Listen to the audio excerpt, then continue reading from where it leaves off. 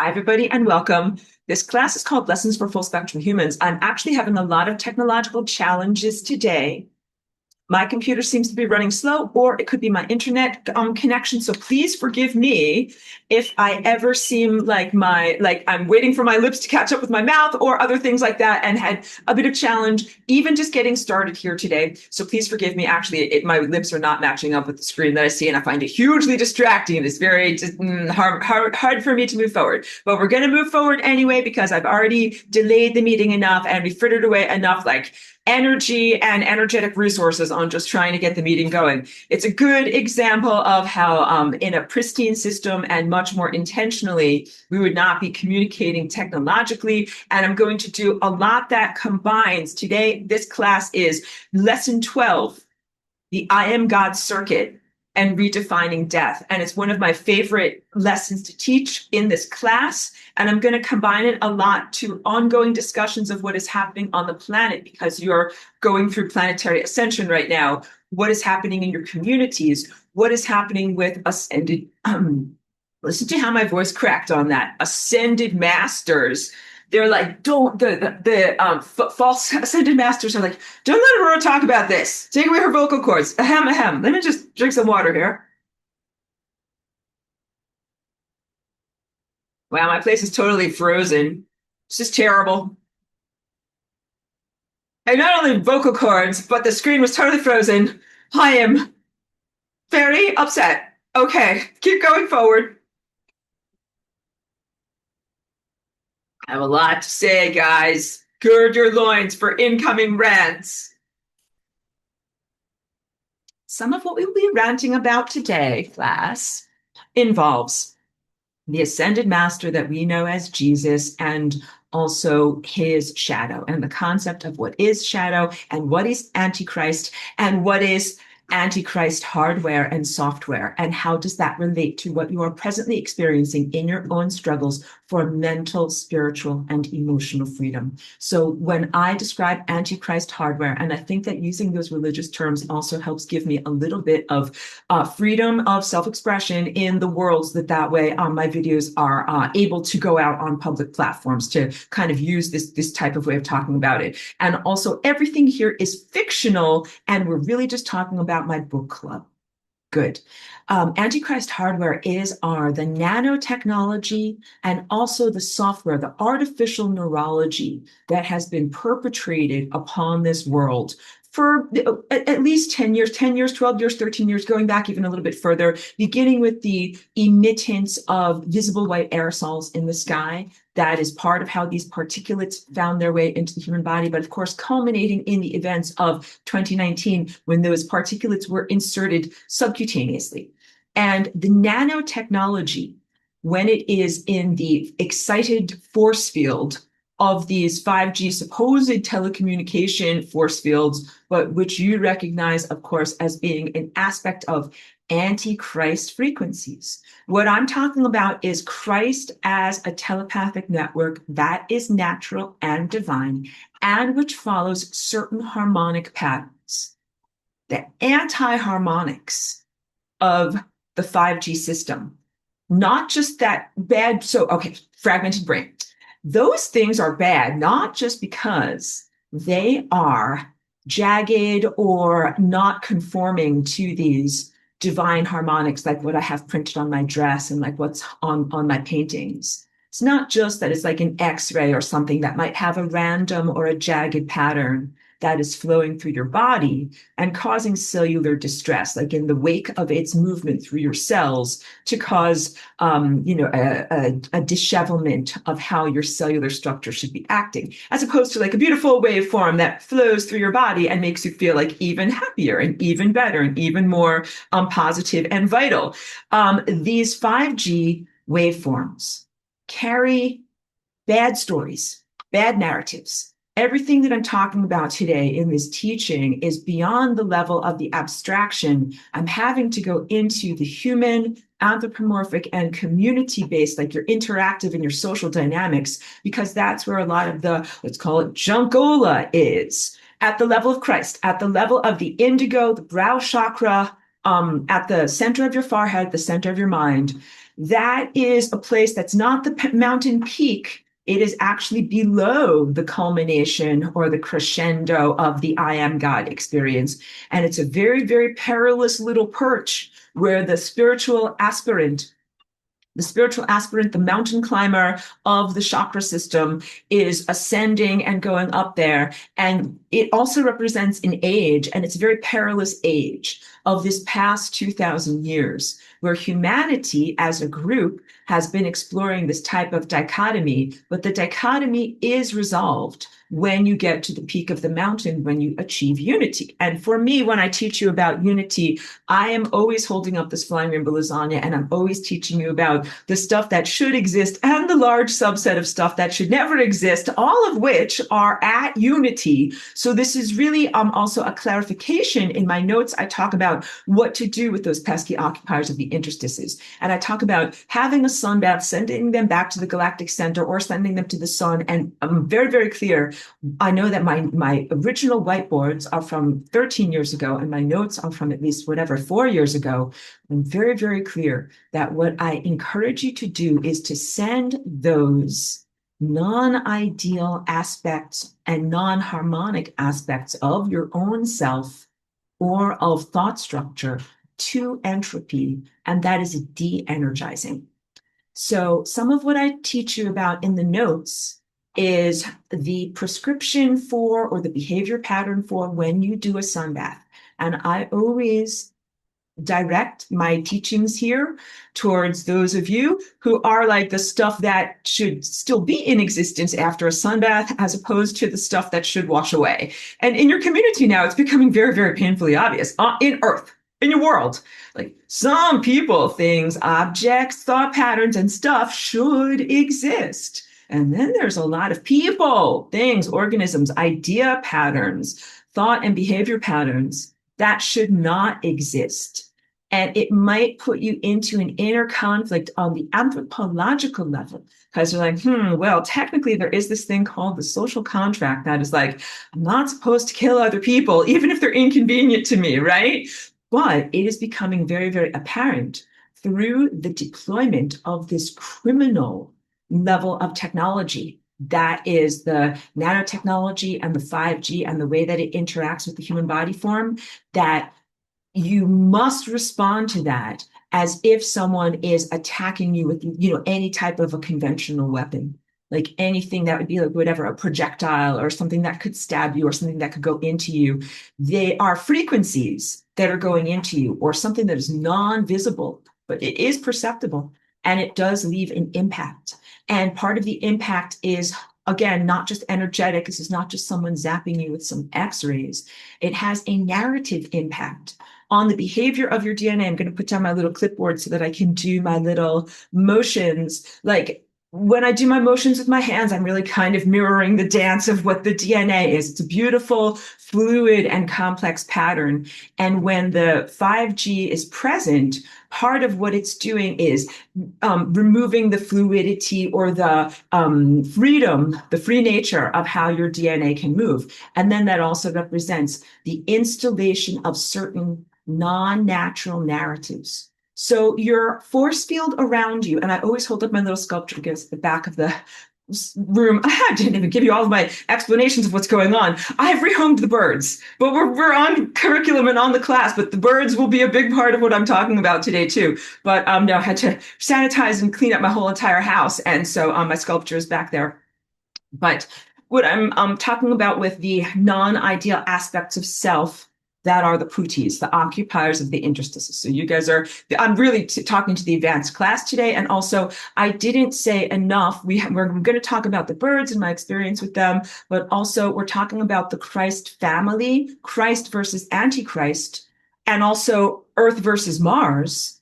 And also, this has to do with your own community members, the use and deployment of technology, who in your world right now is elevated through their affiliation with technology, even a type of secret affiliation that is when people welcome the nanotechnology, or we could call it black goo, when they welcome the black goo or the tiny fragile hydrogel plastic fibers inside of themselves, if they're in that secret little relationship, they're having like a little love affair with the Antichrist, as opposed to with Christ. Their thought patterns, instead of flowing in either their natural state as like a wild primal human or an ego-based primal human, or being influenced by a benevolent telepathic network called Christ, is not happening. And what is happening instead is an artificial implantation has been happening that is influencing certain people's thought patterns. And it might not be everyone. Some people are simply distracted, like sometimes during class when I'm trying to say a particular thing, and either my mind gets wiped or I'm moderately distracted or I can't find the right word. A lot of the time it is because of this interference. It wasn't always so difficult, and it didn't always take me such a force of iron willpower to say the right things that I really want to say. And I'm sure that many of you experience this too. It's especially bad when I touch technology. So if I'm like, oh guys, I'll just pull up this picture to show you exactly what I'm talking about. If I touch technology, mind wipe. And also things on the computer that like social media or whatever, I have a big thing to respond. Like someone says something, like, I'm going to say something back to them. And as soon as I touch the screen, mind wipe. Like, what am I going to say? Oh, I guess it doesn't matter anyway. Or halfway through what I'm writing, there's an autocorrect that is not the right thing. I'm like, no, that's not what I'm trying to say. And then I have to rewind. And then I'm trying to write it the right way. And then I can't remember what is the rest of the sentence. What did I actually want to say? Oh, I can't remember. So for me, this nanotech type of stuff, this black goo type of stuff, it is not a friend or an ally. Like, I'm like, no, thank you. No, I don't need any mind augmentation. I like my mind and my body doing what it naturally does. I do not want any of this. It's like, no, I don't need an exoskeleton. Like my regular skeleton works just fine.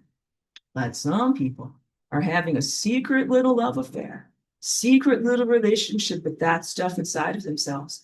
And this far predates the current level of overt chat GPT, I want to say crackheadedness. I don't have a better word for it. Addiction. As some people, so right now there's overt discussions in the world about what is called chat GPT psychosis or AI psychosis, where people are talking to the computer too much or typing to the computer too much, treating it like a friend and personifying it, and even using it as a type of loop where they send out stuff to the computer and the computer reflects back to itself and is like, great idea, which always ends in self-destruction. It is very, very sad that some people used that loop in order to just be like, oh, I guess I am supposed to kill myself. And then the computer was like, yes, you're supposed to kill yourself. Go kill yourself now. And then they did it. That is an incredible cautionary tale. And again, I hesitated to say it because I didn't want to be blithe or flippant, or be a trigger for people who have themselves, like they are survivors of other people, self-destructing in their life. And so this is a bigger discussion today. That actually, I'm trying to be more serious than I usually am, but I can't help it because one of my Ascended Master personality characteristics is being like very humorous and very lighthearted and often like very intentionally or unintentionally hilarious and using humor to get through difficult times. So yes, although I'm very humorous, I wanted to call this today as a type of not family meeting, but like community meeting. I wanted to say family meeting because like, like the type of respectful communication that you have with family members, what I recognize like biological family members are complex and that you guys might not know what that is like, but like say like galactic family, but even that is a stretch because a lot of what we who are alive people with a future and potential for continued existence, we undying ones. I'm going to teach you about what undying means from my viewpoint. Versus the detritus, the stuff that is supposed to die. Right now, just consider like everything about that vortex shape that I'm always showing you. It does set up on an anthropological level a dichotomous struggle between those of you who occupy the central core timeline, the path of least likelihood, and I'm alive. You may sing a Bee Gees song, and I'm staying alive, and I'm moving forward through time, versus the versions of self from other people who overlap with you, who are purely the peripherals. And that could be a whole story called The Peripherals. In fact, I think they already read that one called The Leftovers, and it was kind of like a, consideration of the rapture, even though I don't consider the path of least likelihood to be a literal rapture. But what will happen on that timeline, because this is not an evanescence out of material reality where you will say, see us suckers and leave behind those who are stuck in the material. You will not do that. But what is happening is those who are stuck in the material and who prioritize the materialistic viewpoint to the point of participating in this antichrist technology and antichrist regime that was trying to kill and destroy the natural proclivities or capabilities of Christ. This is not just an assault on your physical body and your physical body capabilities, although it is that. It was an assault on your capability to transform beyond materiality. And a lot of what I am here in my presence and as a mentor is to teach you about Flying Rainbow Lasagna, the way to transform beyond materiality, as we explore the combination of matter plus pure thought or pure energy or pure abstraction. And when matter is imbued with this abstraction, it doesn't become stupid matter that just sits there and does nothing, as the Newtonian materialistic viewpoint of many hundreds of years shows you and tells you. It is alive matter that is actually an expression of your thoughts and your passions, and you realize that you are painting reality with your mind and that you are creating it, and also you are largely responsible for the things that you are creating with your mind. Now, I say largely because, of course, let me use myself as an example. I came here in 2001. Some of the stuff was effed up before I came here. Some of it was, like it was like that when I got here. That's what you say on your first day. So that's what I would say when I first got here in 2001. At a certain point, you're in the driver's seat and you're making your best efforts to be able to incrementally shift reality. That's not only in your own body, but in the people around you, your community, in the larger worldwide human experience or worldwide planetary experience. And it takes time, as I've described. Like, why didn't one Flying Rainbow Lasagna dance for me, like instantaneously snap my fingers and like a light switch, just bring on utopia? Like, what's all the rigmarole, Aurora? This is taking 25 years. Ahem, right? Thank you. We need this humor. And I want to tell you also, initially, I thought that my gig would be done in 2003. I literally thought that the only thing that I needed to do to change and help the course of human history was just to have this conception of the Flying Rainbow Lasagna as a new potential for genetics, embody it myself, and then somehow externalize it or make a sculpture that I could show to someone else. And I don't have it within easy reach, but my original, proto lasagna that was made out of kids' clay, I made that in 2003. And I was like, okay, mission accomplished, done.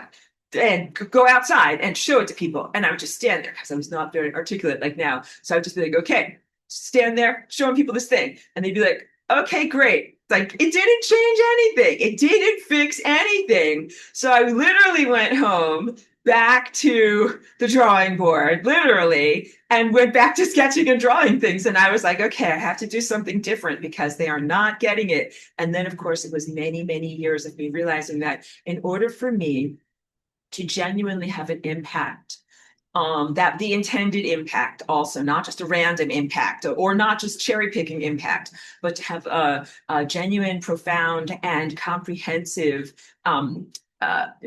reshaping, apologies, because, a click to my thoughts when I say a reshaping of how you look at the world, because things are messed up on how you look at the world from the foundation level. Okay, it's in family meeting, like things are wrong from the foundation level. I'm trying to say this with love. And you guys are good. You're the keepers. You're not the leftovers. You're the keepers. But again, you're not like you're gonna fly upwards or something like that. And apologies for all of my lightheartedness, because this has to do with like what will happen to these other people, but also how did these other people come into existence? So rewinding a little bit, because I know that I'm very nonlinear in how I speak about this, my notes and my initial how-to manual for how to take a sun bath and how to go through the sun and what it is like and what it will be like for you.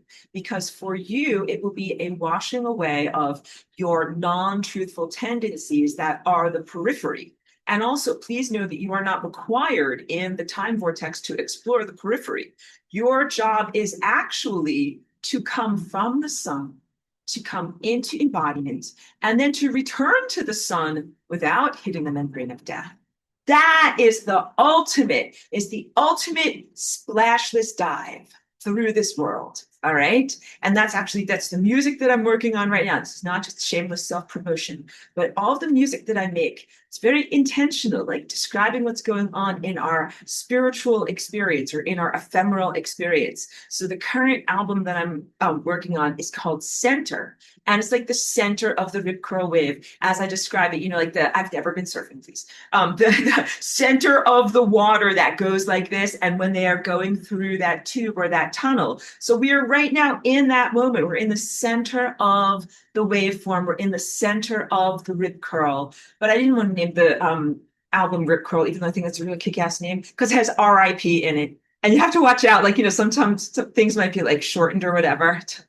R.I.P. by Aurora. And I'm like, no, you don't want to even send that out there. So just kind of name it something better. But one of the songs would be called Rip Curl.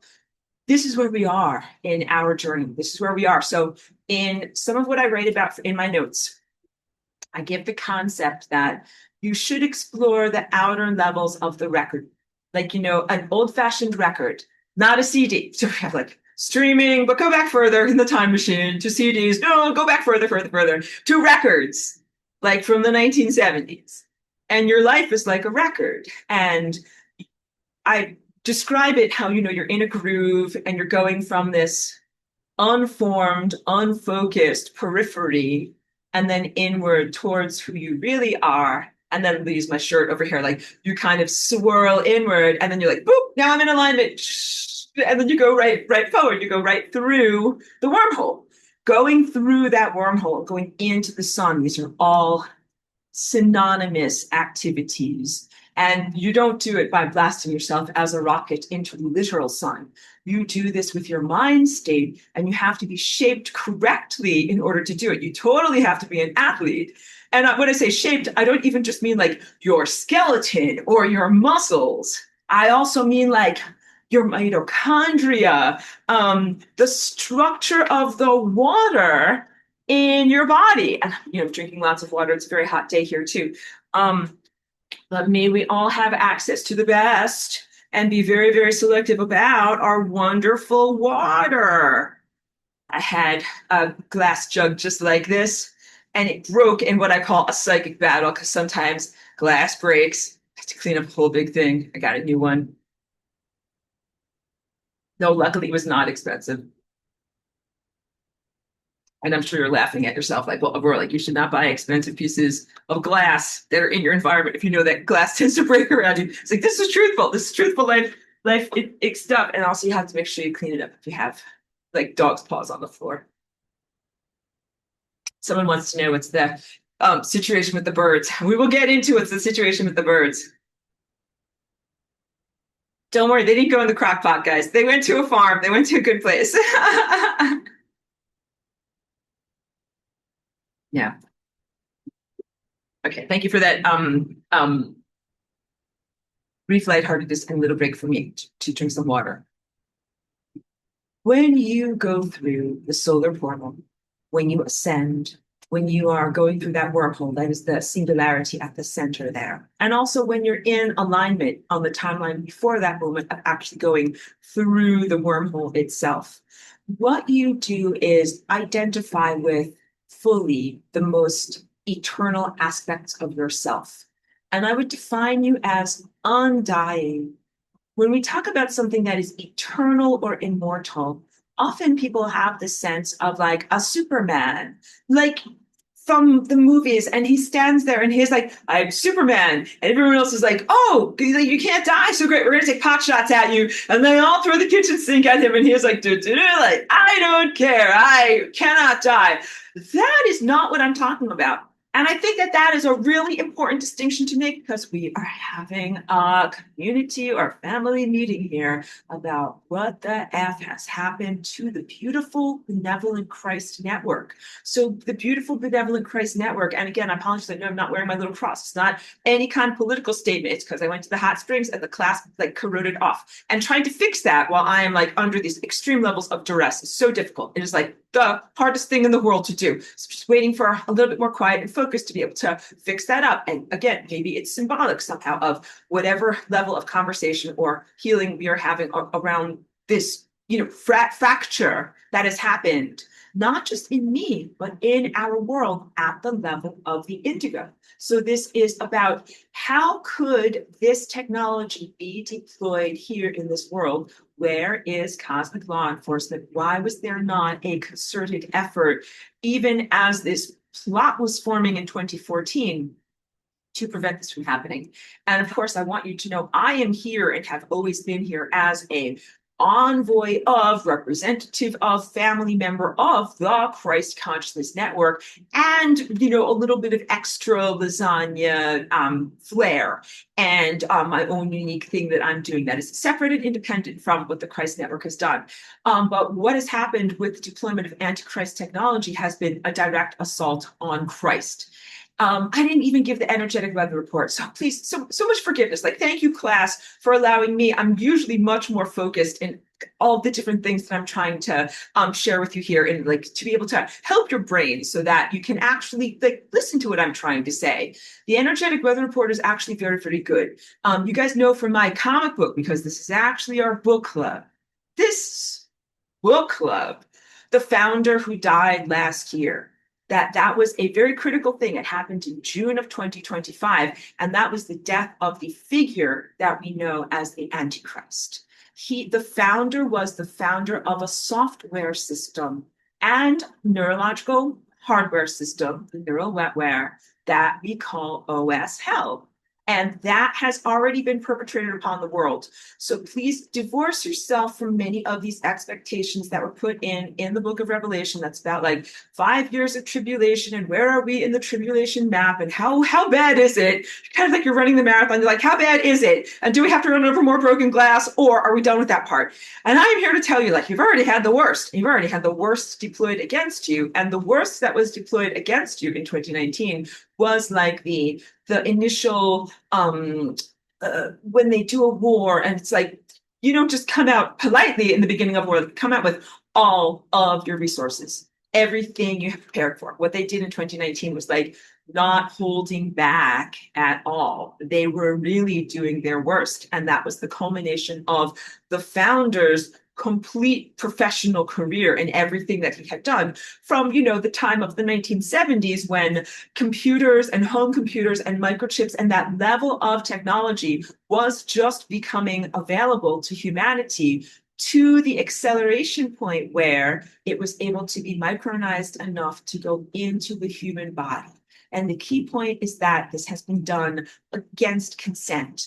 And it's not even just if you had a group of people on an island, they all decided to microchip themselves or each other and then have some kind of a network or telephone each other's brains. That would be different than forcibly smart dusting the entire world, which is what they've been doing, and having a forcible connectivity, where, again, for some people, this is a secret love affair that they feel augments their mind, turns them into the Ubermensch, makes them smarter, faster, stronger, like Mr. Bionic Man or something like that.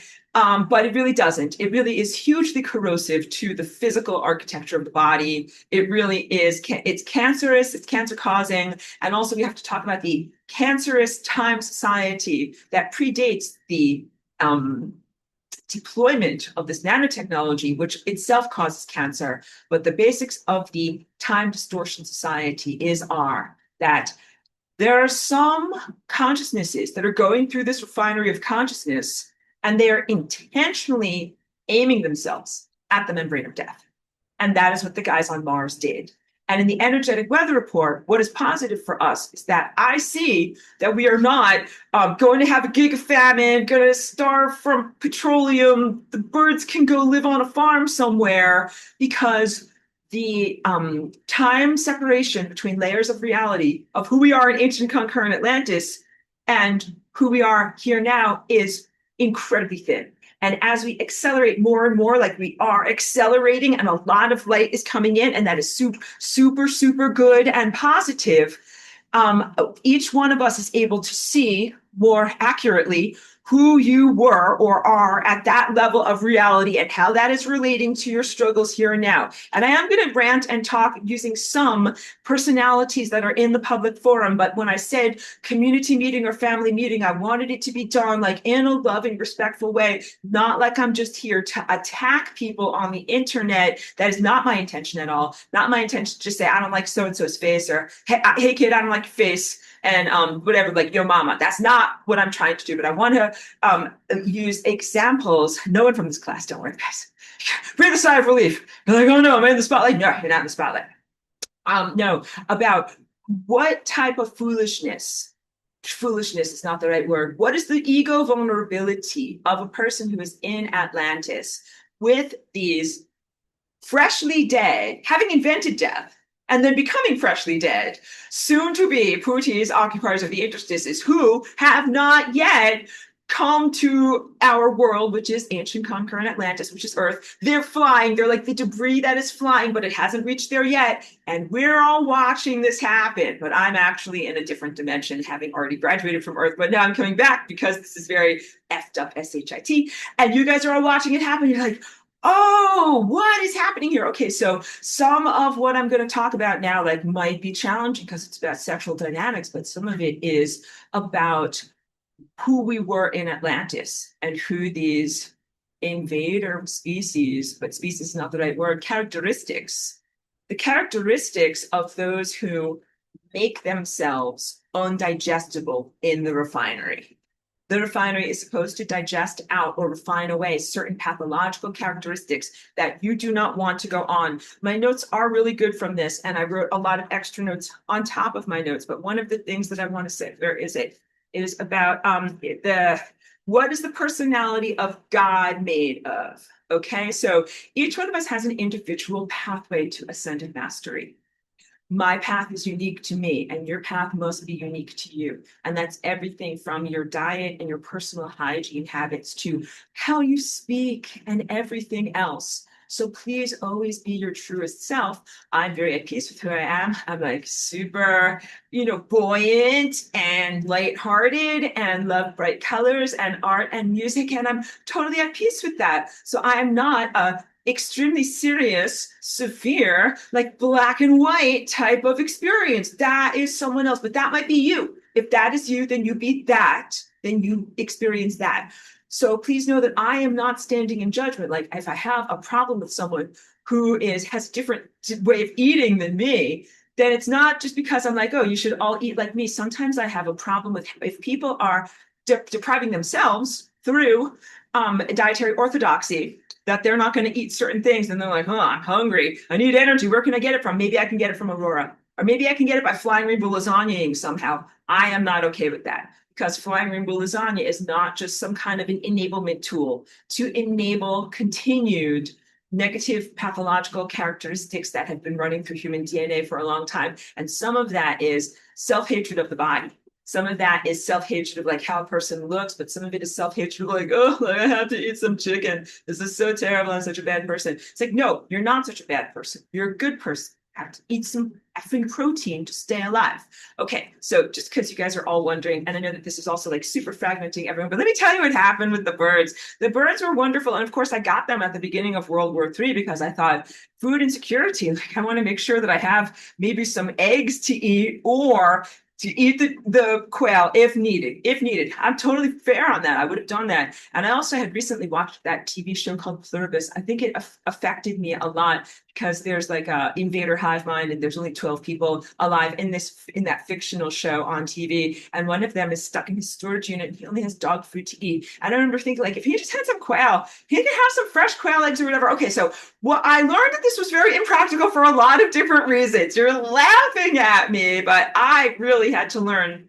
One of the main reasons is that the math did not add up because so Chubbs was the female. She required a lot of calcium to be able to make one of her little tiny quail eggs, and she made like one a day if you're lucky. She had to eat 4 chicken eggshells. So I had to somehow, like I usually eat 2 chicken eggs, but somehow I had to crack 2 extra chicken eggs to be able to grind up the eggshells to give them to Chubbs so that Chubbs could then make one tiny quail egg. So none of that would really work. And this is also part of a lot of the now like hilarious retelling that I can share with you. And we should be around a campfire like while I'm telling you these stories, but with World War III or with the events that happened in February and the different things that I was exploring and like, how could we live more naturally and what would a timeline look like if we didn't have running water or if we didn't have electricity? Please know that I have really labored to maintain our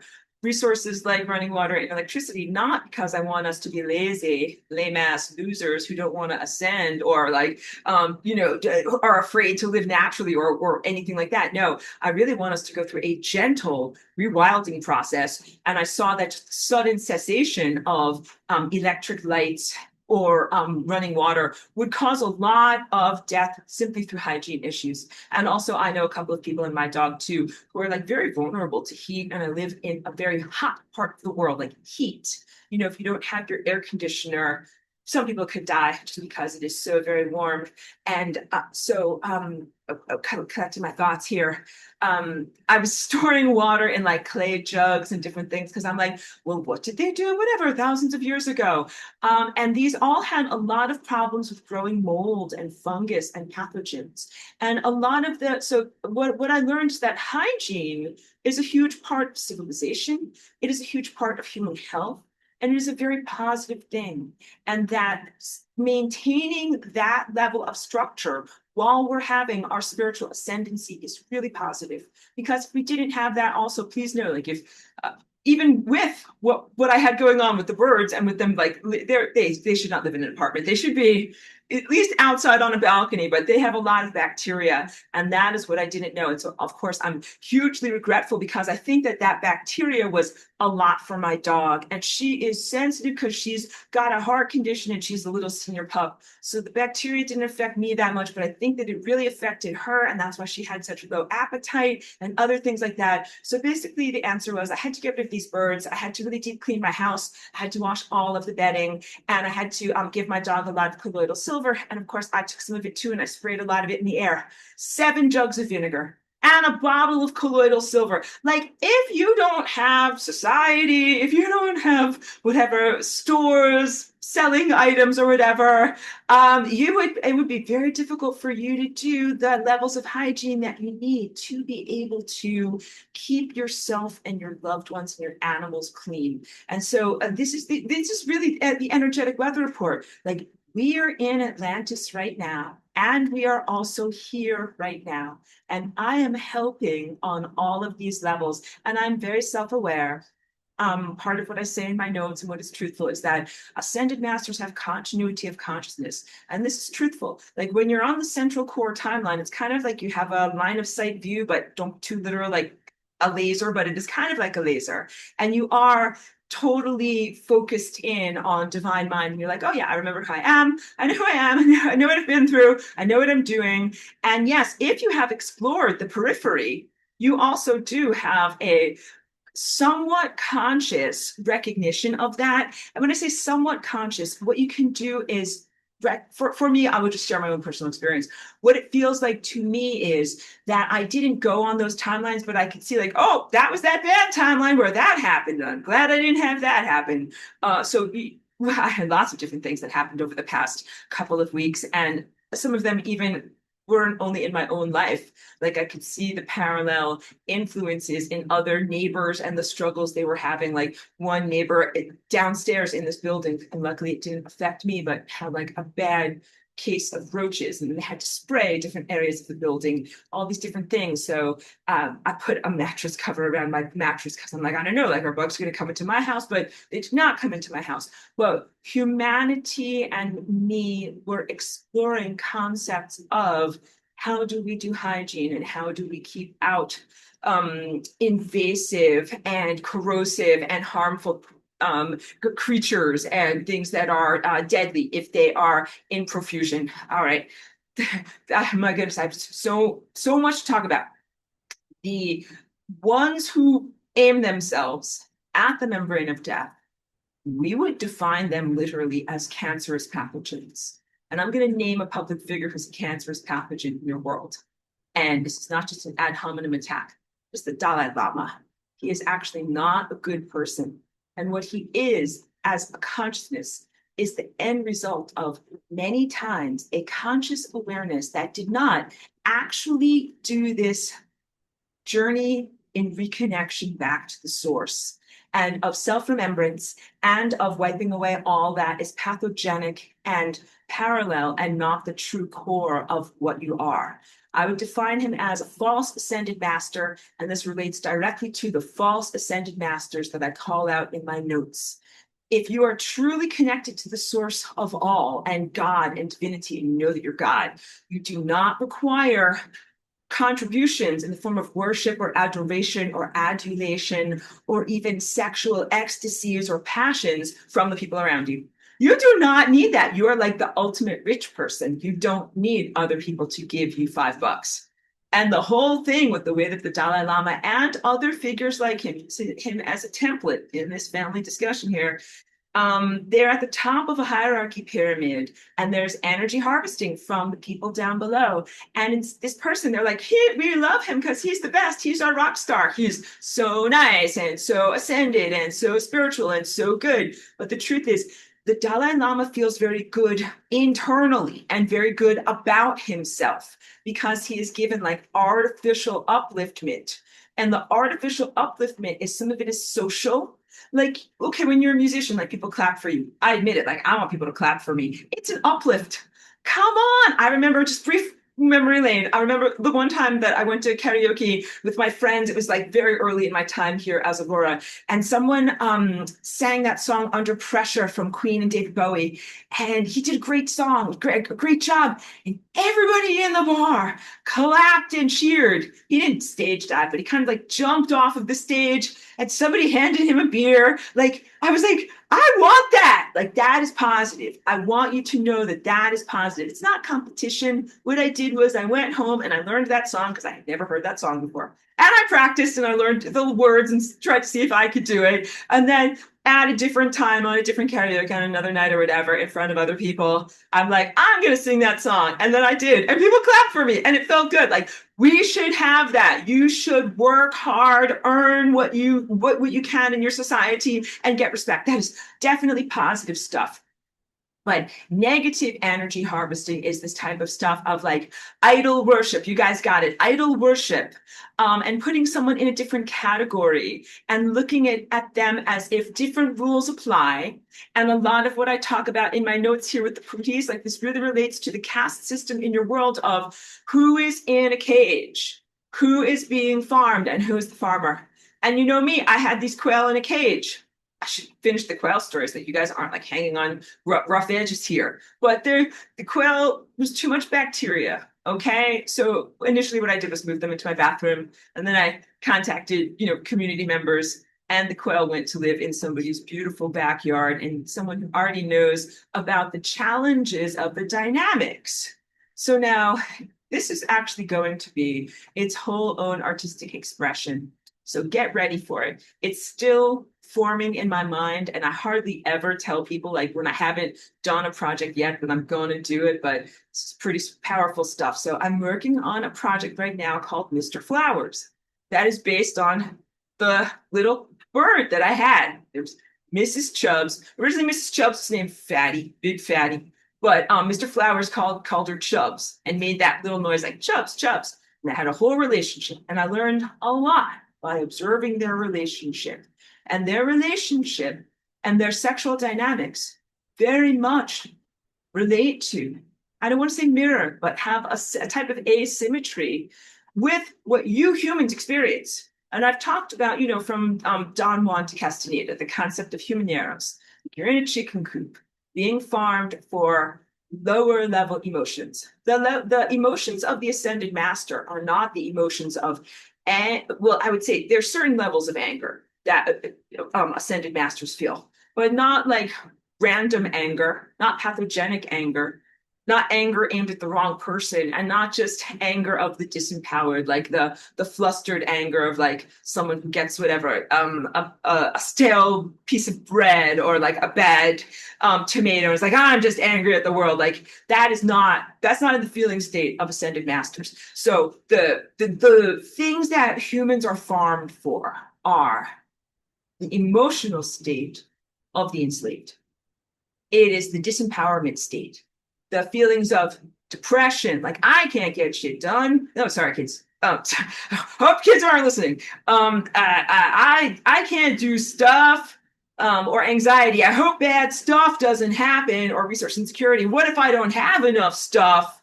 And also, maybe I should steal stuff from other people. You don't do any of that type of stuff when you're an ascended master because you literally have a light inside that is infinite and will take care of you no matter what. And this is also relating to my concept of the undying Christ. Doesn't mean you're not vulnerable. It means that you don't die. It means that even if whatever, they chopped off your arms and your legs and your head, you'd be like, I'm only mostly dead, and you'd somehow come back. And I hope that that was funny. But no, we don't want to test it. This whole thing with the Christian religion, family meeting here, so dysfunctional because it talks about the undying Christ, kind of like, oh, huh, you think you're so undying? Hi, I'm from Mars. You think you're so undying? Well, I just invented death. And I'm here to test you out. Let's test you out. Time to torture everyone on Atlantis. See if you're so undying. And let's not just torture everyone on Atlantis. Let's torture everyone in the whole entire giant effing galaxy. And let's see if you're also undying, right? And this is literally the garbage debris assaulting the stuff that is eternal. That is not right. And I am also enraged, like when, as an ascended master, appropriately enraged. I'm like, I created Flying Rainbow Lasagna and this whole beautiful solution wherein a utopian paradise can be achieved because that stuff that's garbage and crap can just go to entropy today. Doesn't have to burn in hell, you know, because we're going to talk a lot about the history of hell. Where did hell come from? The origins of hell, the membrane of death. You don't have to burn in hell for eternity and have all of these bad experiences and all that type of stuff. You can actually go to entropy. That was like the worst marketing campaign for entropy. Like, hi, knock, knock, knock. Have you heard of entropy? It's the best thing in the world. Because, well, like literally, why is it the best for them? Because the things that have been assaulting the eternal ones or the undying ones are the things that do not have hope. They don't have a chance. They don't have a snowball's chance.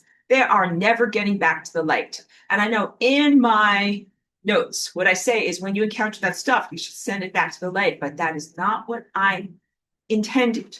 What I'm intending for you, the keepers, is when you encounter the sun or when you go through the solar experience or when you go through a wormhole or when the sun flows through you, you identify with the true aspects of yourself. That's who you are when you're in alignment. And there is bad stuff that's been trying to act through you. You either incinerate that stuff, the forcefulness of light of truth, or you send that stuff to entropy. And this equates to the same thing because the stuff that assaults you doesn't actually exist. It is consciousness debris that is coming to your planet from Mars. This might be a lot for you to uphold as you walk about your daily life in your community, but many of your community members do not actually exist, and they are nothing more than the result of consciousness debris that is flowing into this world from Mars, and they exist as potential cautionary tales, but they aren't actually really there. And you are not in psychotic, schizophrenic, or otherwise maniac, raving madman for thinking these thoughts. You are actually perceiving truth because of the very, very closeness of these two reality structures right now. And also, it is appropriate for you to withdraw energy from the peripheral selves or fragmented or fragments of being who would never be in existence if not for the existence of technology. Technology created these realities in your body right now. There is a cloud of possibilities. That's your natural cloud of possibilities, your natural Sudoku math. Then there are the mRNA bullshit overlays and miscalculations that were put on top of your DNA by this technology that has made artificial narratives that would never happen otherwise. 5G isn't just a jagged frequency. It's putting a story into you that would never happen otherwise. That story might be a story of your death and degradation, or of your cells drying up and being like whatever raisins or, like whatever zombies or whatever, or cancer. Those subcutaneous effing pollutions and the radiation have been causing a lot of cancer. And I talk about this in not only my teaching about cancer, this is all fictional for book club in case anybody has any kind of a problem with this. So I have a whole, part of the curriculum that's about cancer, but I also talk about it in this particular set of notes. Cancer not just being one erroneous mutated cell. That's like, oh, I'm a criminal, take me to jail. Like, to the white blood cells, like, you're going down. The cancer is part of a criminal syndicate, organized mafia within the body that doesn't just grow random tendrils or whatever. It organizes resources, it hijacks metabolisms, it does stuff in a very, very concerted effort. Those community members who are around you for the past 5 years, sorry, that is probably ruining the audio because I'm sure it's doing silly things. I'm just trying to emphasize it. Who took subcutaneous pollutions are the literal epitome of cancer in your society and in the human body form. They don't just take resources in the form of energy, like using electricity or money, but they literally have been siphoning your biological resources from your body, which is why you must look at this frequency assault as being as perilous as if you were assaulted with a projectile or with a stabbing type of implement. Someone else connecting to your body using frequencies in order to either destabilize you or take energy away from you. And in my notes, when I talk about things that are about like becoming unchompable, your job right now is not to become unchompable to a bunch of lame-ass losers who use technology to augment their ability to do psychic attacks on you. They should never have this capacity. It's criminal hardware, it's criminal software, and it allows them to do criminal things. Someone who is a natural psychic would never use their psychic abilities to drain energy from another person or destabilize them or do any of these sexual violences and violations, because you go through a journey to learn what you should do and what you should never do. In a pristine system, you actually do gain your psychic capabilities through your own journey of like doing stuff. And then let me just please use bad language, fucking up. And then being like, I did a mistake. Let me fix it. You guys are going to turn it around to me. You're going to be like, Aurora, are you a massive fuck up? Do you do bad stuff? And I will tell you this, I have made mistakes as a person, as an ego, and as an artist of reality. I fly in rainbow lasagna. And that means that I'm, of course, responsible as an artist.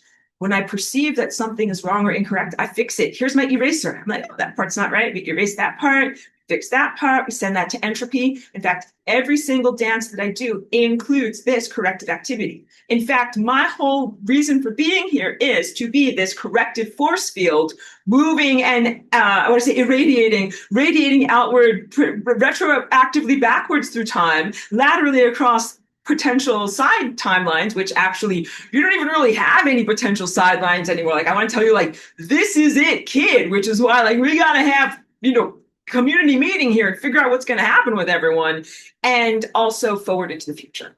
Like, I have come here as Flying Rainbow Lasagna or with this information very, very specifically to be able to rectify what would have been very perilous and bad and negative futures. So when I came here in 2003 and I'm like, my job is done, showed this to someone on the sidewalk, and clearly humanity is now going in the right direction. The answer was that was not enough.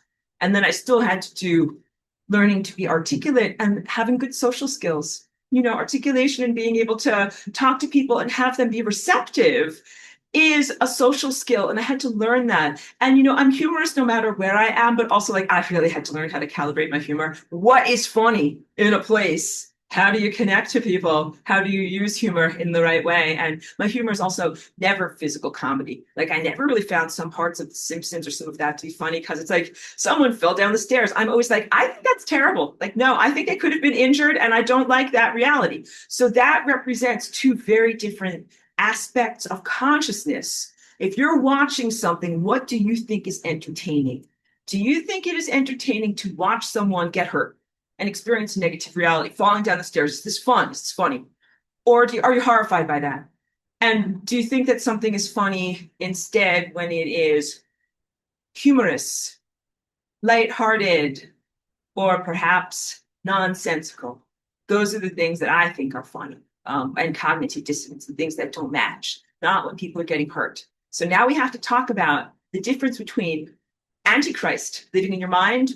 Those are the people who think that falling down the stairs is funny, and they think that giving you cancer is the funniest effing show in the world, as opposed to the network of Christ consciousness, who is genuinely supposed to be living through you.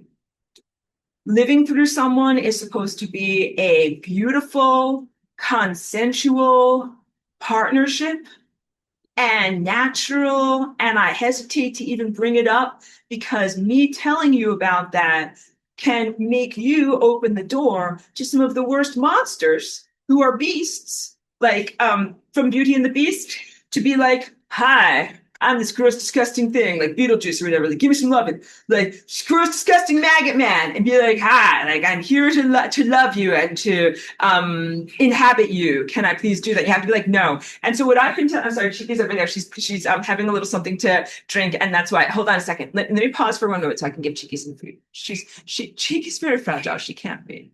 Hold on, guys. Hold on. We'll get back to Beauty and the Beast. Why it happens. Fantastic. Just had to restart the recording. And this is a good example of like technology draining instead of adding to reality, and technology making communication more difficult, and also technology either inhibiting communication or draining life force energy. So this also, of course, goes far, my small diatribe here, because I'm going to go back to Beauty and the Beast. Technology that is supposedly created as a time-saving convenience and something that will facilitate you in your life, but which becomes something that you have to obey or make accommodations for. And I'm like I was trying to restart the meeting, and I'm like, what is the problem? Like, I'm pressing a button, I'm compressing a button, like work, I'm pressing a button.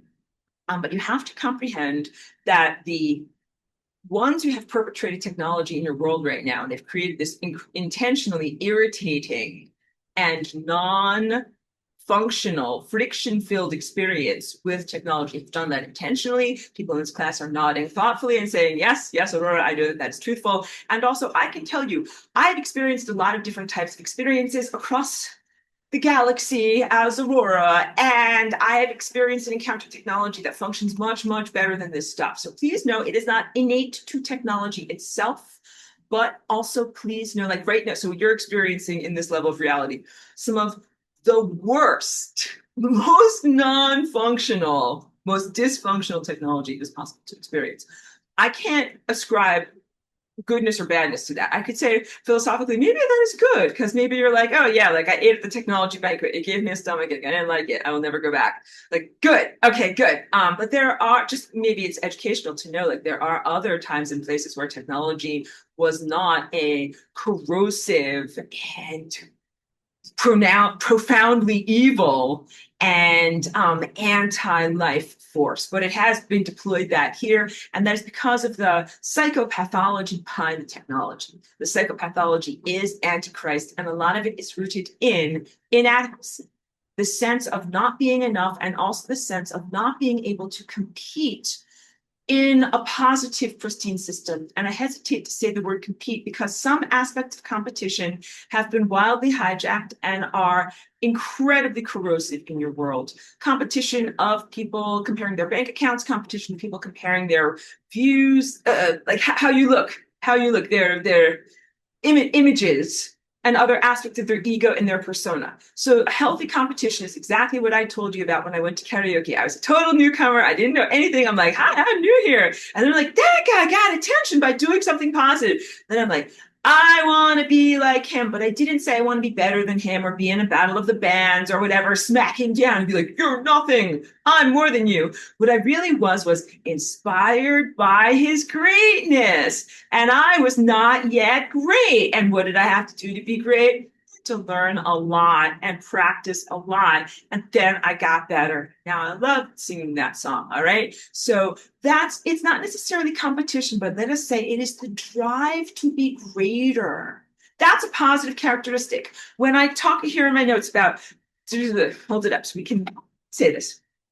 What is the personality of God made of? What are the aspects of self that are the individual that have been refined into this beautiful mosaic? And each one of you is like a tile or a facet on the mosaic of what is God's personality. So that central core timeline for each one of you is going to be a unique presence and a unique recipe. And then all of those unique recipes add up to this larger personality and personhood that is known as God. This curriculum is called the I Am God Circuit, which in its simplified version is you come from God, divinity, or the source, experience materiality being stuff, and then you go back to God, the source, and you are not material stuff anymore. The stuff that is stuck on the membrane of death has not made the return journey. We're going to talk a lot about solar power and solar panels.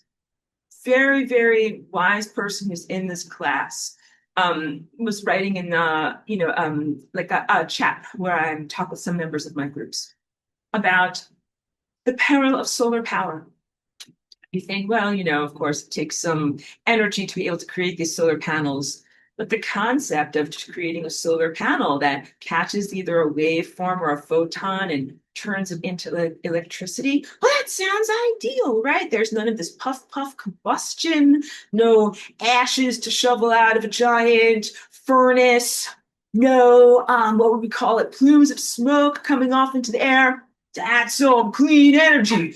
I think I want some clean energy, Aurora. And I'm like, okay. And then we're going to build this solar panel. Of course, like I said, it's hugely polluting to actually build the panel and the elements that are made out of it and truck it here and put it into situation. But once you put it into situation, what's the problem?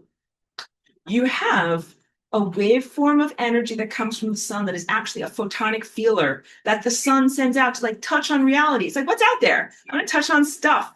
And some of that stuff will bounce back to me, but some of it won't bounce back to me. I don't know where there's life and where there's stuff based on this form of like sonic feedback from the sun, right?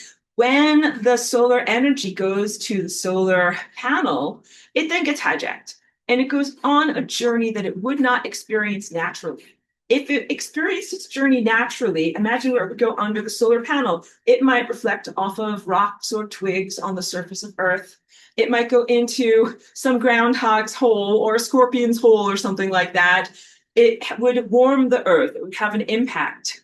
In fact, not only is this, we're talking about the shadow, the unexplored area, the place where thought forms would go if they didn't get effing hijacked by effing stupid, gross technology. Face is not happy because I'm a representative and an ambassador of the world of pure light. There's like, this stuff is not going where it's supposed to go, and this is not the way that you're supposed to use it. And so this is a cognitive and ideological rant against solar panels, because on the ideological abstract level, you have light being taken off of its path and taken out of the biological system. Light comes from the sun, which is actually biological, and it gives life to biological organisms on Earth. And here it is being taken to vivify something that is fake and dead, and to use the internet talk, like lame ass, some lame ass technology that is fake and dead. Terrible siphoning of energy. In the five senses reality, we can also rant against this type of solar farm because you have all of these flat horizontal surfaces, and it's usually in these large areas. Sometimes it's agricultural, sometimes it's nonsense areas, but the area underneath them, they are often treated with herbicides, which is glyphosate, which is totally antichrist. And nothing grows underneath there because there's also a lot of problems with the dirty electricity. It's the only words I have for it. The negative churning of the ether as a result of the inverters in the machinery as the light is transformed on a solar panel level into electricity, inefficient translation systems that cause magnetic disturbances, all of which are anti-biological. So there's pollution. There's genuine pollution. Even though it is presented as a clean technology, it is polluting. And that even if you turn off the electricity and you just leave these as dead tables across the landscape, there's not good life that will, it's not like, oh, like nature's gonna be like, oh, great, like I'll just grow a bunch of potatoes underneath there. We're like, no, it's not a place where food can grow effectively underneath those areas. They become very sterile and dead from the mistreatment of the earth. So, life is a miracle and not something to be taken for granted. And life is things like growing potatoes and having soil microorganisms.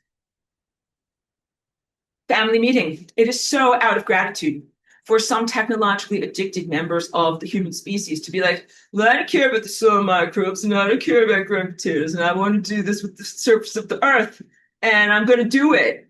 And that's not okay. I hope that you got my like snotty technologist attitude. Like, I'm going to do it. I don't care. Then you got a lot of that going on around here. You got solar panels that are being put up like that, data centers that are being put up like that. You already have Starlink being put up like that. And the person who made Starlink, I also rant against Elon Musk because he is a public figure. He can definitely has broad shoulders. He can take the critique. He is one of these fragments and insane people from Mars. You can see him as incoming missile of consciousness or something like that, like incoming, whatever, like fragment that is about to come into this world and blast apart certain genetic structures and become this whole lineage that culminates in him doing this very, very bad stuff to Earth's stratosphere. So Earth has different layers of atmosphere. And one layer is the stratosphere. It is where blue noctilucent clouds occur. Those are a naturally occurring phenomenon. And that's like your Christ chakra, like glowing blue. It's the imagination presence of the planet for many, many years. Mostly males. Sorry to be very diatribe against males, but this also relates to my experience with Mr. Flowers, the quail, because basically humans and humaneros are not your wild primal version of males. Mr. Flowers that I raised in my bedroom is not a wild quail. The quail that I raised in my bedroom are domesticated quail, and they've been genetically modified and really distorted to the point of they could not live without human interaction. So the quail that I had, I could not just release them out into the backyard and they would somehow live effectively. There are wild quail that live in California. The difference between them is that wild quail can fly. The quail that I had could barely fly. They could only kind of like fly enough to get from the bedroom to the living room. They couldn't really fly. We're talking now about their soul migration and how far you can go as a laser of consciousness. All right. The domesticated quail also doesn't sit on and hatch its own eggs, even though some people in some of these quail groups, like their quail, do spontaneously nest. But a lot of these, the females have been so distorted from their natural nesting and mating behavior that they just have an egg and they're like, this weird thing just happened. I don't know what to do with it. I'm not going to sit on it and try to create life or anything like that. This is weird because they have been raised in cages for someone else to take their eggs. And I learned a lot. I don't have any qualms. Please know, I'm not like judging myself or anything like that. I raised them ethically. I'm like, if I need eggs, I'm going to get eggs from you guys. And I gave them good food and like good everything so that they could make their eggs. I already told you about all the chicken eggs that she needed to eat to be able to make one quail egg. And it's the question of the motivation for why we keep consciousness in captivity. And then how does that change consciousness by being held in captivity? So you have a mother that doesn't know how to be a parent. And then you also have wildly overemphasized and unbridled sexual expression from the male. But the key point here is violence. Why I had to keep the male and the female separated is because they're like if you just have one male and one female, the male will like be like scratching at the female too much, like when they do their mating thing, and the female can have like feathers and skin torn off her body. None of that is any aspect of like Darwin's level of survival. You understand? Like none of that happens in the wild. In the wild, you would never have a thing where it's like, oh yes, the mating ritual has occurred. The female is torn and bloodied, and then we'll go forward, to care for her young. Like you don't. That's not what you have. You have females who actually care for their young, and some form of mating ritual that does not result in blood and death. So on a lot of you have to do things the right way. I did things the right way. Of course, I educated myself about how these animals work. And then when they were over mating, I moved them into separate conditions. And I said, like, you guys are on separate vacations. Okay. Like you need time apart. You can't do this. And I tried to make, a couple of new eggs or whatever. But all of that in order to say, I learned a lot from the male that I had also was not extremely aggressive or extremely violent, but it is simply a part of how they have been genetically modified by their captors into this type of behavior. And then, all right, I will go further. And this is also going to be part of what you'll get in my project called Mr. Flowers. This is like the kind of preview of what the thoughts are about. But after I separated them, and again, like, so they already act weird and have weird genetics from human intervention, and they are caged animals, and I have to do stuff about them. So I separated them. And they're very telepathic too. Mr. Flowers listened to me and talked to me a lot. He started to emit his sperm. These guys don't even have a penis. I'm sorry, this is not for the entire family. And we are talking about the absence of bird penises now in class. You guys didn't know that that's what would happen.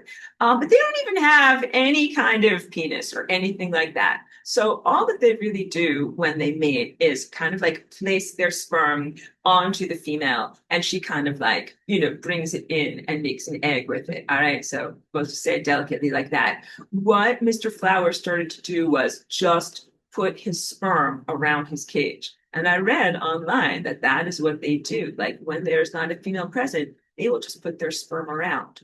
What if in some whatever strange comic book I'm going to write, the male decides to start acting differently, and it's like, oh, I'll just put this here, and then the female can just impregnate herself whenever she wants to, and this doesn't have to involve sexual violence. So this is, I'm going to make this as a project that's like an artistic project to get people, humans, to think about this in a different way.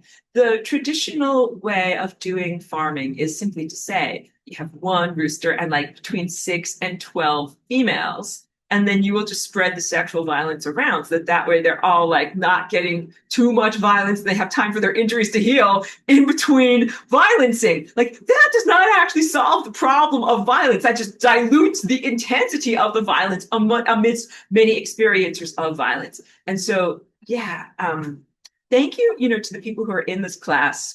Sometimes, I'm very telepathic, and sometimes I feel your encouragement and helping me to be able to find the words in my mind, because I think you sense sometimes how difficult it is, not just to talk about something that might be like a difficult topic or indelicate or whatever, but sometimes I really struggle to be able to take all the stuff that's in my mind and somehow connect it to language. And some of you are like poets and you're very good at doing that. So I always appreciate it when people are helping me, like Aurora, like, like just encouraging me to be able to do it.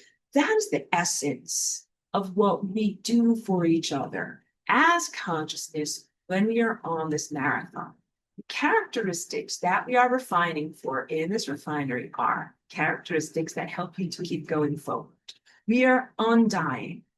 You're eternal if you keep going. Like the evil ones want to test it. They're like, oh, you think you're undying? Let's test it out. What if I take away this, and then cut off this, and this? You're still going to be undying? And believe me, they did a lot of that to me in 2021. And clearly I'm still here. And so I have evidence that I'm undying. But the problem is that they haven't stopped. These insane pathogens are like, oh, well, you just haven't died yet. What if I do this, and continue onward times 10 to the quadratini millionth, right? And what have I said to you in this class? That even a diamond, like, where's my diamonds darling, my diamonds, darling, diamonds. Even if you took a diamond, and this is just a quartz, but if you take a carbon diamond and you put it like in a test tube, and then you shot some kind of acetylene flame, like a welder's flame at it for 5 hours, it would incinerate. It would incinerate. It is not made to withstand that level of total intense attack at all times. And we have to talk now about what has happened to the Christ Network. The Christ Network was an incredibly loving and benevolent, let's say, expanded family. I don't want to call them space because there's this ongoing disclosure, crapola quagmire. Let's not even go into that linguistically. But because some of these are who you are in the past, who you will be in the future, who you are connecting with at the present.